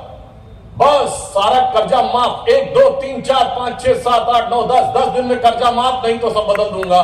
5 साल हो गए, वो माफ कभी हुआ ही नहीं, किसान वैसे ही परेशान। और उससे बड़े दुख की बात यह है कि राजस्थान में सांप्रदायिक सौहार्द नहीं बिगड़ा करता था, और सांप्रदायिक सौहार्द बिगड़ने की स्थितियां तनाव और पीएफआई जैसा संगठन, जिसे कि बाद में आतंकवादी संगठन के रूप में घोषित कर दिया गया कोर्ट के द्वारा भी, उसको राजस्थान में रैली निकालने की परमिशन दी गई। उदयपुर की घटना, इससे ज्यादा तो यहां की जनता से ज्यादा और किसी ने नहीं समझा होगा कि राजस्थान जहां कभी सांप्रदायिक तनाव नहीं होता था, उस कालखंड में यहां पर वो भी देखने को मिला। मैं ये कह सकता हूं कि अशोक गहलोत जी के 5 वर्ष के शासनकाल में क्या हुआ, नौजवान हैरान हुआ, तो उसे समझ ही में नहीं रहा था कितने पेपर लीक हो रहे हैं, किसान परेशान, और उनकी पार्टी में जम के घमासान, और किताबों के अंदर महाराणा प्रताप से ज्यादा अकबर महान। यह है 4.5 साल का कांग्रेस के शासन का राजस्थान। अब एक और बात समझिए, यहां शासन प्रशासन से ज्यादा महिलाओं के साथ जो अत्याचार हुआ, अनुसूचित जाति के लोगों के साथ जो अत्याचार हुआ, ये वो धरती है जहां पर आकर हमें किस प्रकार का अनुभव होता था। मैंने आपसे कहा, यहां महाराणा प्रताप का शौर्य याद आता था, जिसका उल्लेख आदरणीय प्रहलाद जी ने किया। राणा पुंजा भील जी का शौर्य और गरिमा याद आती थी, तो मीराबाई के गीत भी याद आते हैं, तो पन्ना धाय का बलिदान भी याद आता है, भामाशाह का दान भी याद आता है। मगर आज की डेट में अगर राजस्थान में आप देखें तो एक विचित्र प्रदेश बन के आया कांग्रेस के शासनकाल में। ऐसा आपने कोई उदाहरण नहीं देखा होगा कि जिस पार्टी ने जिस व्यक्ति को राष्ट्रीय अध्यक्ष का प्रत्याशी बनाया, वो बागी हो गया, अशोक गहलोत जी। ऐसा उदाहरण भारत की राजनीति में कभी देखा है कि राष्ट्रीय अध्यक्ष बनने वाला व्यक्ति बागी खेमे में आ गया? और इतना ही नहीं, प्रदेश अध्यक्ष डोटासरा जी उनके हुई बागी खेमे में, उनके विधानसभा अध्यक्ष सीपी जोशी जी वो भी बागी खेमे में। और इससे ज्यादा और क्या हो सकता है कि उनके ऑब्जर्वर आए और कहे कि विधायक हमसे मिले नहीं, हम जाके शिकायत करेंगे। और अब तो इस ढंग का वीडियो आया है, मतलब अब देखिए, जो कहते थे कि मोहब्बत की दुकान सजा रहे हैं, क्या गजब का वीडियो आया है। मैं नहीं कह रहा हूं, उस वीडियो में एक कांग्रेस का नेता कह रहा है जो कि अशोक गहलोत जी की जिंदाबाद और राहुल गांधी जी और सोनिया जी की मुर्दाबाद कर रहा है। अब बताइए, कोई बाहर वाले कहने की जरूरत है? एक कहावत होती है ग्रामीण क्षेत्रों में कि मल्लन से मल घनेरे, बाहर ना तो घर में भतेरे। यानी कुश्ती लड़ने के लिए बाहर पहलवानों की जरूरत नहीं, घर में एक दूसरे से कुश्ती लड़ने के लिए तैयार है। अब अगर आप देखें तो हमारी सरकार आने के बाद राजस्थान के अंदर जो बदलाव केंद्र की तरफ से आना था, नेशनल हाईवेज में जितना कार्य किया गया, प्रदेश की सरकारों के द्वारा नहीं हुआ। आयुष्मान भारत के द्वारा, योजना के द्वारा, किसान सम्मान निधि के द्वारा जिस प्रकार का लाभ यहां की जनता तक पहुंचा, पूर्व में जितना फंड एलोकेशन होता था उससे कई गुना अधिक फंड एलोकेशन हमारी सरकार, केंद्र में मोदी जी की सरकार आने के बाद हुआ। परंतु अफसोस की बात यह है कि यहां की सरकार जनता की सेवा की बजाय आपस में एक दूसरे से लड़ने में अधिक लगे रहे। राजस्थान की स्थिति यह रही कांग्रेस के नेतृत्व में, अब एक जहाज को दो पायलट उड़ा रहे हैं और दोनों अलग अलग दिशा में उड़ाना चाहें तो जहाज की गति क्या होगी आप समझ सकते हैं। जिसके लिए वो कबीरदास जी का बड़ा प्रसिद्ध दोहा है कि चलती चक्की देख के दिया कबीरा रोए और दुई पाटन के बीच में साबुत बचा न कोई। वही स्थिति ये थी कि वहां आपसी संघर्ष और द्वंद्व चलता रहा, और इससे ज्यादा क्या हो सकता है साहब? लाल डायरी कहां पर? सदन के पटल पर। किसके द्वारा? मंत्री के द्वारा। इससे ज्यादा प्रामाणिक चीज कोई नहीं हो सकती। मंत्री मतलब सरकार, हटाया तो बाद में। जब तक लाल डायरी दिखाई थी राजेंद्र हुड्डा ने, तब तक तो वो मंत्री थे। यानी सरकार सदन के पटल पर वो लाल डायरी दिखा रही है, और उसके बाद उसी विधानसभा परिसर में उस लाल डायरी को पाने के लिए जो मारामारी हुई है, उसे देखकर तो लगता है कि लाली मेरे लाल की जित देखूं तित लाल, और लाली देखन मैं गई मैं भी हो गई लाल। इसलिए मैं ये कहना चाहता हूं कि आज एक निर्णायक वक्त आया है, जब जो हमसे थोड़ी चूक हो गई थी 2018, मैं याद दिलाना चाहता हूं। यहां पे कुल मिलाकर हम 1,00,000 वोट से 2018 में चुनाव हारे थे। 50,000 के लगभग यहां बूथ है, यानी ऑन एन एवरेज 2 से 3 वोट एक बूथ पे कम रह गए थे। आप सोचिए 2-3 वोट कितना कम नजर आता है, पर वो 2-3 वोटों ने हमारी हार का फासला तय कर दिया था। और राजस्थान वालों को तो बहुत ध्यान रखना चाहिए। याद करिए 2018 के चुनाव में या 13 का चुनाव था, ये जो वर्तमान विधानसभा अध्यक्ष है सीपी जोशी जी, 1 वोट से हारे थे और उनकी पत्नी नहीं गई थी वोट देने। तो बहुत अच्छी तरह याद रखिएगा, परिवार का कोई भी सदस्य हो, पिछली बार 2-3 वोट केवल एक बूथ पे रह गए थे, इस बार उनमें कोई कमी न रहने पाए। और मैं एक बात और कह देना चाहता हूं अधिक समय न लेते हुए, अभी आदरणीय प्रहलाद जोशी जी ने केरल का उल्लेख किया। आज इस देश में कितनी बड़ी चुनौती हो गई है। क्या आप सोचिए एक अंतरराष्ट्रीय युद्ध हो रहा है, इसको लेकर भारत में क्यों राजनीति हो रही है? अगर इजराइल हमास के बीच में युद्ध हो रहा है, भाई रशिया यूक्रेन में लड़ाई हुई, कभी कांग्रेस वर्किंग कमेटी का प्रस्ताव देखा? कभी प्रियंका गांधी का ट्वीट देखा? कभी सोनिया गांधी जी का आर्टिकल देखा अखबार में? कहे भाई इसी समय क्यों? और उसके बाद हमास के ऊपर मौन धारण कर लेते हैं, मगर मध्य प्रदेश में राम मंदिर के खिलाफ चुनाव आयोग चले जाते हैं।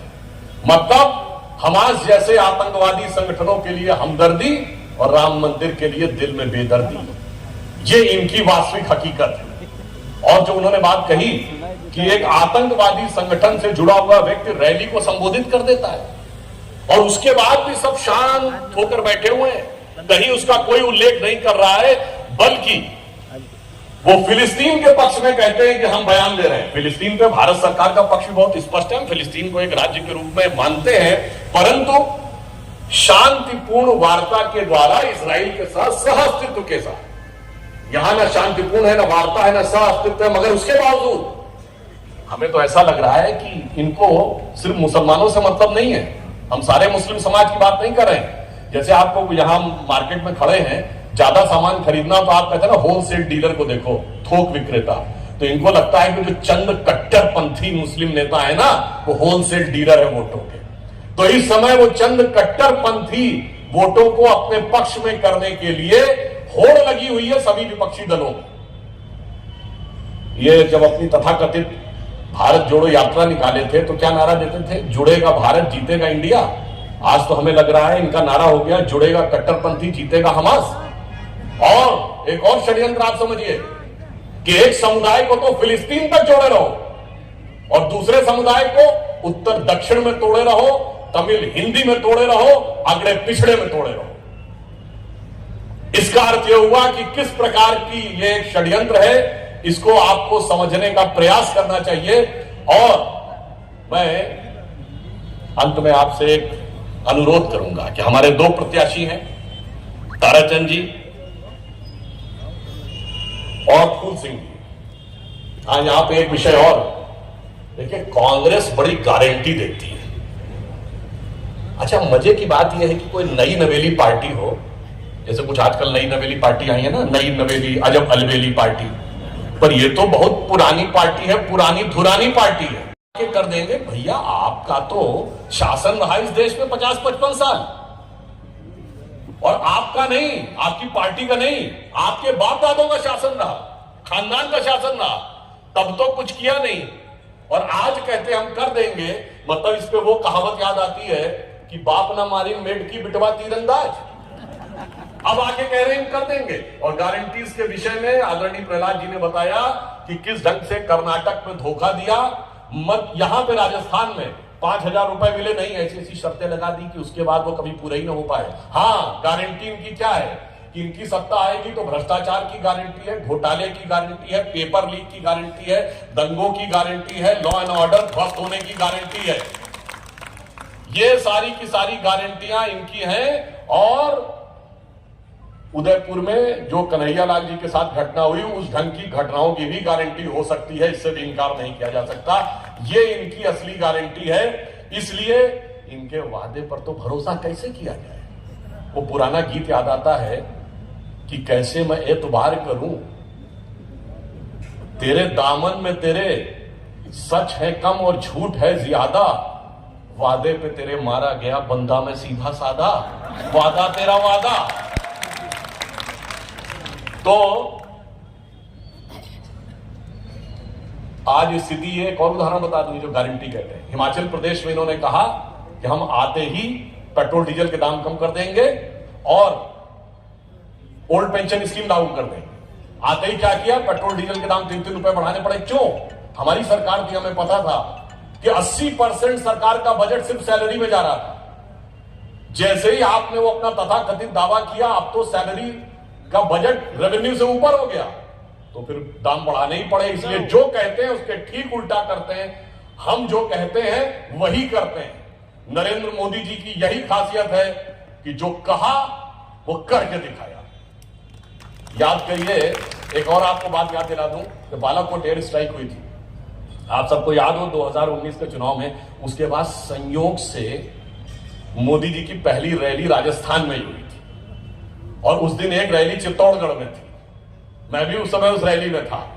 तो मुझे लगता है कि अगर उन्होंने ये वादा किया भारत की तरफ जो आंख उठाएगा उसको हम अच्छी तरीके से सबक सिखा देंगे। एक बार टीवी डिबेट में हमसे बोले एक सज्जन कि भाई अटल जी की तो पॉलिसी ये थी, वो कहते थे कि पड़ोसी हम नहीं बदल सकते, मित्र बदल सकते, पड़ोसी नहीं। अब लगता है मोदी जी की तो नीति बदल गई।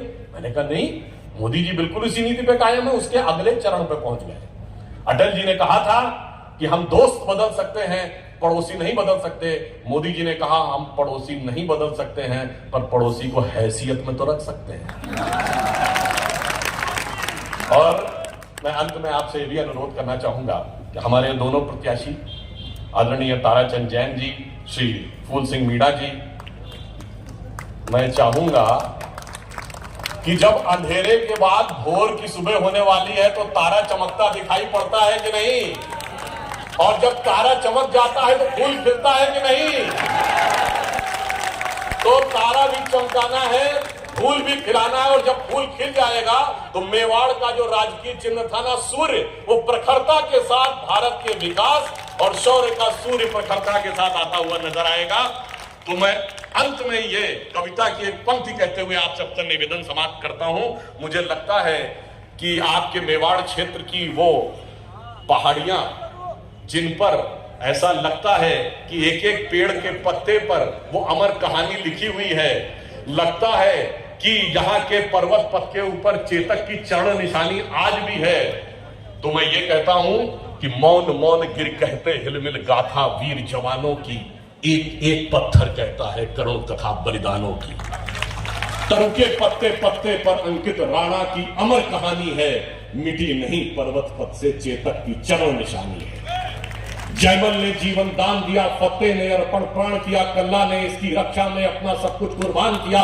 सांगा के 80 घाव लगे, मरहम पट्टी थी आंखों पर, फिर भी उसकी 80 बिजली सी फिर गई छपा छप लाखों पर। अब भी करुणा की करुण कथा हम सबको याद जवानी है, राणा तू इसकी रक्षा कर, ये सिंहासन अभिमानी है, ये सिंहासन अभिमानी है। तो आप सब इस स्वाभिमान की रक्षा करने के लिए प्रवृत्त होंगे और उसे अंतिम मुकाम तक पहुंचाएंगे, कहते हुए अपना निवेदन समाप्त करते हैं।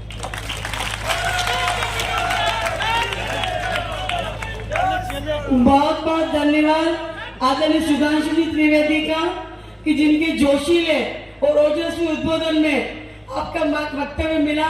तारा भी चमकाना है और फूल भी खिलाना है। निश्चित रूप से उदयपुर शहर की जनता, ग्रामीण की जनता आपको विश्वास दिलाएगी कि तारा भी चमकाएंगे और फूल भी खिलाएंगे। बहुत बहुत धन्यवाद आदरणीय सुधांशु जी का। अब हमारे यहाँ के संयोजक सभा के आदरणीय प्रेम सिंह शक्तावत और करण सिंह शक्तावत से अनुरोध करूंगी आदरणीय प्रहलाद जी जोशी साहब का और सुधांशु जी का ऊपर नौड़ा के स्वागत करें।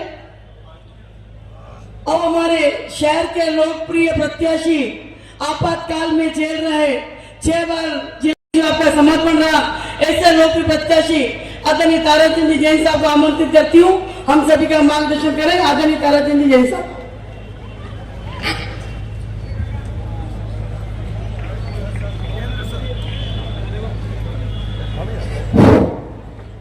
केंद्र सरकार के अंदर सरकार के सशक्त चाहकर आदरणीय प्रहलाद जी जोशी साहब, मीडिया के शिखर पुरुष आदरणीय सुधांशु त्रिवेदी साहब, और आज हमारे बीच दिल्ली से 3 हस्तियां, प्रहलाद अपने विष्णु जी मित्तल साहब, बहन दीप्ति जी, संतोष जी और मंच पर पार्टी के जिलाध्यक्ष आदरणीय रविंद्र जी श्रीमाली साहब। और हमारे लिए सौभाग्य का विषय है कि आज संत महापुरुष हमारे को आशीर्वाद देने के लिए विराजे हुए, उनको नमन करता हूं। आज इस उदयपुर की सबसे क्षत्रिय समाज की हस्ती, इस समाज सृष्टि आदरणीय वांसी साहब विराजमान है, आदरणीय हमारे पार्टी के वरिष्ठ बंसीलाल जी खटीक प्रभारी, दिनेश जी भट्ट साहब, रतन जी डांगी, पारस जी सिंघवी साहब, प्रमोद जी सावंत, किरण जी और जितने बैठे हुए हैं, जिनके साथ मैंने वर्षों तक पार्टी के अंदर साथ मिलकर काम किया है, और सामने बैठे हुए सैकड़ों नहीं हजारों की संख्या में कार्यकर्ता जिनके साथ मैंने जीवन भर काम किया, ऐसे सभी कार्यकर्ता बंधुओं, आज हमारा सौभाग्य है कि आज इतनी बड़ी हस्तियां हमारे बीच पहुंची है। एक दिल्ली से फिर एक हस्ती आई है कांग्रेस से। ताज्जुब होगा इन दोनों के सोच में, पार्टी के सोच में, कि ये तो पार्टी को जिताने के लिए पांचों ही जिनके मैंने नाम लिए, दीप्ति जी पिछले 15-20 दिन से यहाँ हैं, विष्णु जी पिछले 15-20 दिन से हैं, संतोष जी वो भी कई दिनों से हैं, आदरणीय इतनी बड़ी हस्ती अपने सुधांशु जी और प्रहलाद जी जोशी वो पार्टी को जिताने के लिए आए हुए हैं। और दूसरी ओर कांग्रेस से भी एक आए हैं, वो इस उदयपुर की कांग्रेस पार्टी के कार्यकर्ताओं का हक मारने के लिए आए हैं। दोनों में मूल अंतर देखिए आप। आज वो समय हम भूले नहीं है कि जब राजस्थान के अंदर पिछली बार सरकार कांग्रेस की आई थी, भाई साहब मात्र 1.5 लाख के वोटों से गई। झूठे जब सब एजेंसियां ये बोलने लगी कि मात्र 80-90 सीटें बीजेपी की है, 80-90 सीटें कांग्रेस की है, तो राहुल गांधी आए और जयपुर के अंदर का उस दिन का अखबार निकाल के तो कहा कि 1, 2, 3, 4, 9, 10 कर दो माफ, बिजली 5 हॉर्स पावर तक फ्री, किसान 3500 रुपया का बेरोजगारी भत्ता देंगे। एक भी वादा आज तक किया नहीं, वो सारे वादे अधूरे, फिर झूठे वादे किए हैं। ये सरकार निश्चित रूप से ये राजस्थान की जनता मन बना चुकी है कि इस राजस्थान से कांग्रेस को विदा करना है। आप देख रहे होंगे कि आज से 3 महीने पहले कहते थे कि 100 सीटें हैं, लेकिन अब धीरे धीरे घट के किनारे पे आ गए, 50 से नीचे पर जाएंगे। मैं तो आप सभी कार्यकर्ताओं से आग्रह करता हूँ, मैंने वर्षों तक जितनी इस कार्यकर्ताओं की फौज है उनके साथ जीवन के वर्षों तक काम किया है, मैं और फूल सिंह जी दोनों आपके साथी हैं। सभी कार्यकर्ता ऐसा मान के चले कि न फूल सिंह जी मीणा और ताराचंद जैन बनकर आप सभी कार्यकर्ता भारतीय जनता पार्टी को जिताकर इस उदयपुर की जनता का आशीर्वाद प्राप्त करें। धन्यवाद। जय भारत जय। प्रत्येक मतदाता अपने आप को फूल सिंह मीणा और ताराचंद जी जैन समझकर कार्य करें, ऐसे विचार व्यक्त किए आदरणीय ताराचंद जी जैन साहब ने। हमने 2 बार जिन्होंने राजस्थान के अंदर नेतृत्व किया, ग्रामीण सभा के प्रत्येक व्यक्ति के दिलों की धड़कन फूल सिंह जी मीणा साहब से अनुरोध करूंगी, सभी का मार्गदर्शन करें। आदरणीय फूल सिंह जी मीणा साहब।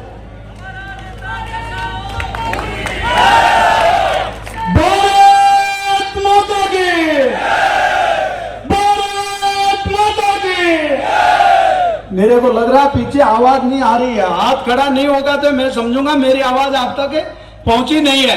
और दिल्ली से हमारे जोशी साहब और सुधांशु जी त्रिवेदी साहब और हमारे दोनों विधानसभा के प्रवासी संयोजक और सारे यहाँ मंच पर बैठे हैं, जो अतिथि भी है और हमारी यहाँ पर भागदौड़ संभालने वाले प्रभारी और सहप्रभारी और सम्मानित दावेदार भी थे, वो भी यहाँ पर बैठे हैं। उन्होंने वास्तव में जैसे कमल का फूल जिसको मिला उसके साथ में लगकर आज हजारों की संख्या में कार्यकर्ताओं ने जो नामांकन प्रक्रिया में भाग लिया, तो जयकारा ऐसा होना चाहिए जो वास्तव में हमारे यहाँ उदयपुर की आवाज राजस्थान में अशोक गहलोत जी को मिल जाए कि उदयपुर शहर और उदयपुर ग्रामीण की जनता कमर कसकर बैठ गई है और जब तक ये कांग्रेस का काला राज को काट कर नहीं फेंकेगी तब तक हम दम नहीं लेंगे। तो जयकारा बताएगा दोनों हाथ खड़े करके, भारत माता की, भारत माता की, भाजपा जिंदाबाद, भाजपा जिंदाबाद, वंदे मातरम, जय श्री राम, वंदे वंदे। बहुत बहुत धन्यवाद हमारे जिला अध्यक्ष जी के नेतृत्व में, जो वास्तव में यही कार्यकर्ता और यही आम जनता हमारे लगातार गुलाब जी भाई साहब को जिताते आ रहे थे, मगर 2013 के अंदर आपने भारी मतों से जिताकर 2018 में भी जिताया, जो वास्तव में 70 साल का रिकॉर्ड तोड़ दिया। एक भी विधायक दोबारा नहीं जीता, मगर ये कार्यकर्ता और संगठन की बदौलत, जनता ने जो आशीर्वाद दिया उसी की बदौलत 2 बार लगातार जिताया और तीसरी बार भी हजारों की संख्या में 4 घंटे से आप धूप में बैठकर वास्तव में इस भारतीय जनता पार्टी का समर्थन करने के लिए आम जनता और एक एक कार्यकर्ता यहाँ पर विराजे हैं। मैं आपके सामने आपके लिए यही कहूंगा कि मंच पर जो विराजे हमारे दिल्ली से, जो हमारा केंद्रीय नेतृत्व है जो यहाँ आया है, मैं ज्यादा नहीं कहूंगा, ये आपको कहना है, इनको आश्वासन दिलाना है कि पहले भी हम जीते हैं, आगे भी हम जिताएंगे और 2023 में रिकॉर्ड तोड़ मतों से दोनों सीट जिताकर सरकार को उतार कर फेंक के और भारतीय जनता पार्टी की सरकार बनाएंगे कि नहीं? बहुत देर हो गई है, मैं ज्यादा नहीं बोलूंगा। मैं तो यही कहना चाहता हूं कि आपकी तपस्या और आपका कर्मठता और जुझारूपन इस कांग्रेस का काला राज के बारे में मेरे पहले वक्ताओं ने सारी बात कह दी। 5 साल के अंदर 5 राज्यों में इन्होंने अपनी सरकार बचाने के लिए जो सभी विधायक को लेकर बैठे थे, कोरोना काल में भी कोई सुध नहीं ली। हमारे जिला अध्यक्ष जी के नेतृत्व में गुलाब जी भाई साहब ने यह कहा था कि कोरोना काल में हमारा कोई भी अगर कोई मरीज है तो उससे भेदभाव नहीं करके उसकी सेवा करो। और हमारे कार्यकर्ता, चाहे मंडल अध्यक्ष हो, चाहे हमारा एक कार्यकर्ता, इस कोरोना काल में जनता की जो सेवा की उसी की बदौलत हमें लगातार इस जनता के बीच में रहे। और अब आप दोनों विधानसभा को जो वास्तव में ये रेला आया है और 4 घंटे तक आपने यहाँ पर धूप में 5 साल जो आपने इस कांग्रेस का काला राज का जो अपन ने हर्ष देखा है, वास्तव में आपने 4 घंटा धूप में रहकर ये बता दिया है कि आने वाली 2023 में इस कांग्रेस का काला राज को उखाड़ कर फेंकेंगे कि नहीं? हमारे नेतृत्व को आप बता दो, दिल्ली के अंदर ये जाकर ये कह सकते हैं कि आम जनता और कार्यकर्ता 2023 के अंदर शहर विधानसभा और ग्रामीण विधानसभा भारी हजारों वोटों से जिताकर हमारा कमल को खिलाएंगे। दोनों हाथ खड़ा करके भारत माता की जय बोलेंगे और ये बता देंगे कि हम भारी मतों से जिताएंगे। भारत माता की, भारत माता की। आम जनता और कार्यकर्ताओं के चरणों में नमन। बहुत बहुत धन्यवाद। कुशासन, भ्रष्टाचार और जंगल राज वाली सरकार को उखाड़ कर फेंकेंगे, ऐसे विचार व्यक्त किए। आभार के लिए आमंत्रित करती हूँ तक्कर सिंह जी शक्तावत बता रहे और आभार ज्ञापित करते हैं। उसके बाद सभी जिला पदाधिकारी, मंडल अध्यक्ष और मोर्चा अध्यक्ष स्वागत करेंगे। उदयपुर शहर व ग्रामीण विधानसभा के आज के नामांकन कार्यक्रम में पधारे हुए हमारे इस कार्यक्रम के मुख्य अतिथि हमारे कैबिनेट मंत्री, राजस्थान के चुनाव के प्रभारी परम श्रद्धेय प्रहलाद जी जोशी साहब, हमारे मुख्य अतिथि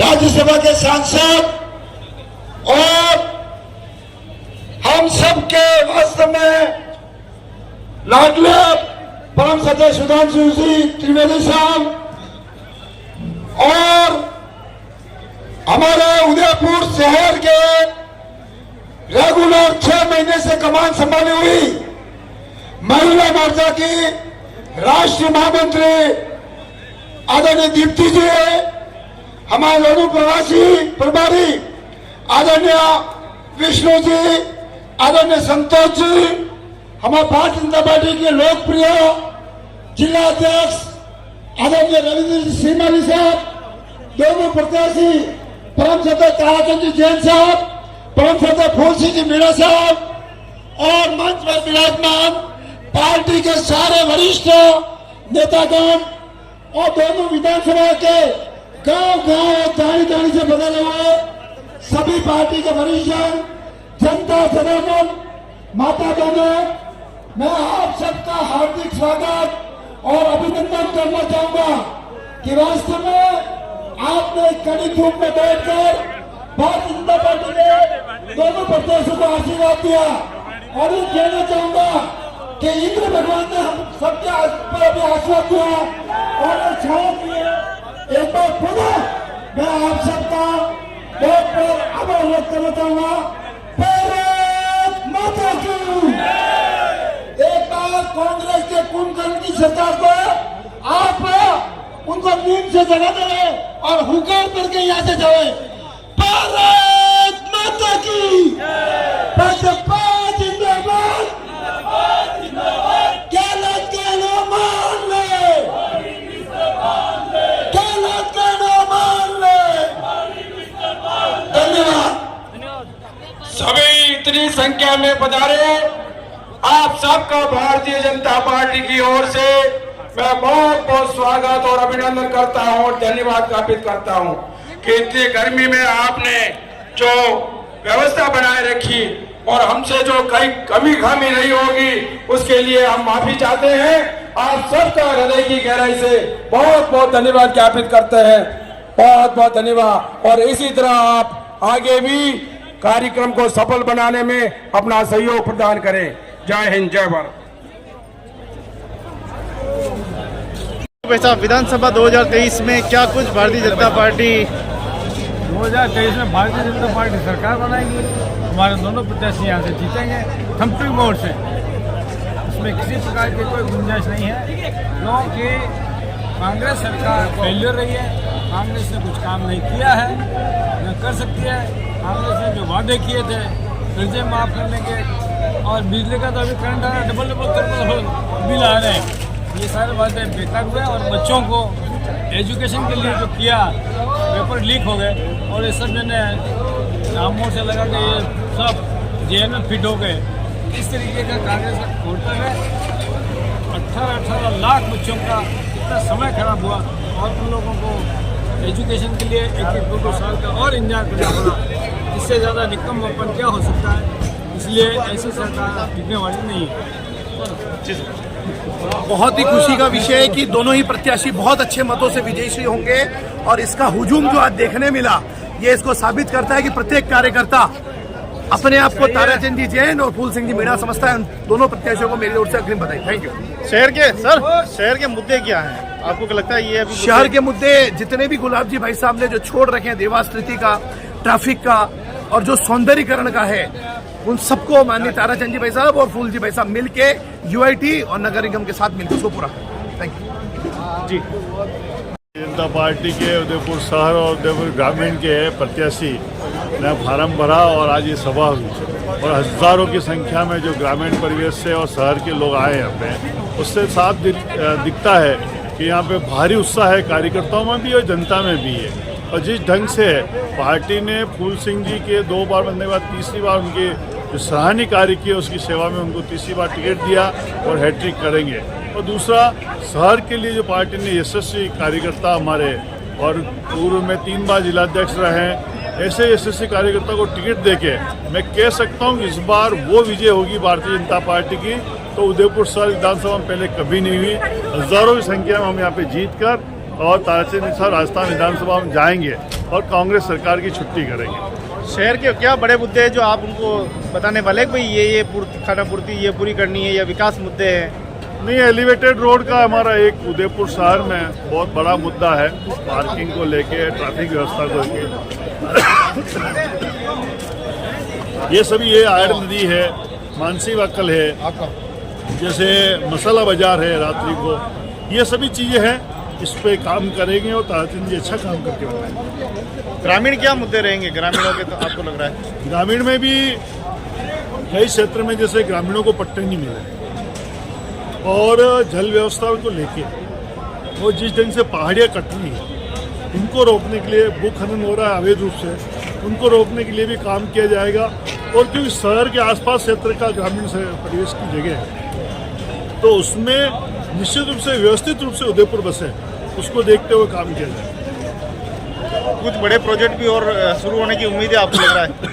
बिल्कुल होगी और निश्चित रूप से मैं कह सकता हूँ कि जीतने के बाद में जो भारतीय जनता पार्टी की सरकार बनेगी, 3 तारीख को जो रिजल्ट आएंगे उसके बाद में निश्चित रूप से जो अभी तक धोखे की सरकार थी वो अब विश्वास की सरकार होगी और अच्छे काम होंगे, ये मैं गारंटी देता हूँ।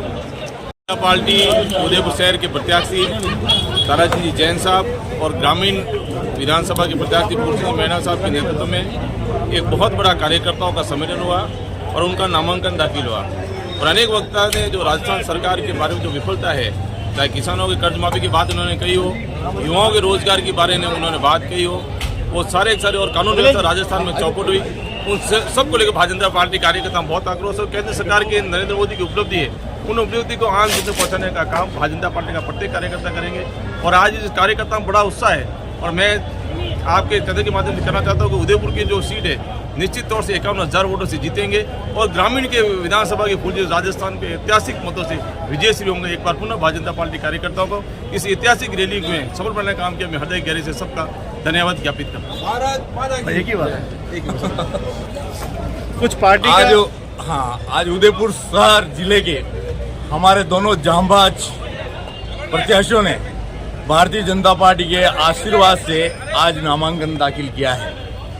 आज मैं ये कह सकता हूं कि हिंदुआ सूरज महाराणा प्रताप की इस पावन धरा पर, मां पन्ना धाई के बलिदान की इस पावन धरा पर, भक्तिमती मीरा के इस पावन स्थान पर हमेशा सनातन संस्कृति जीवित होती आई है।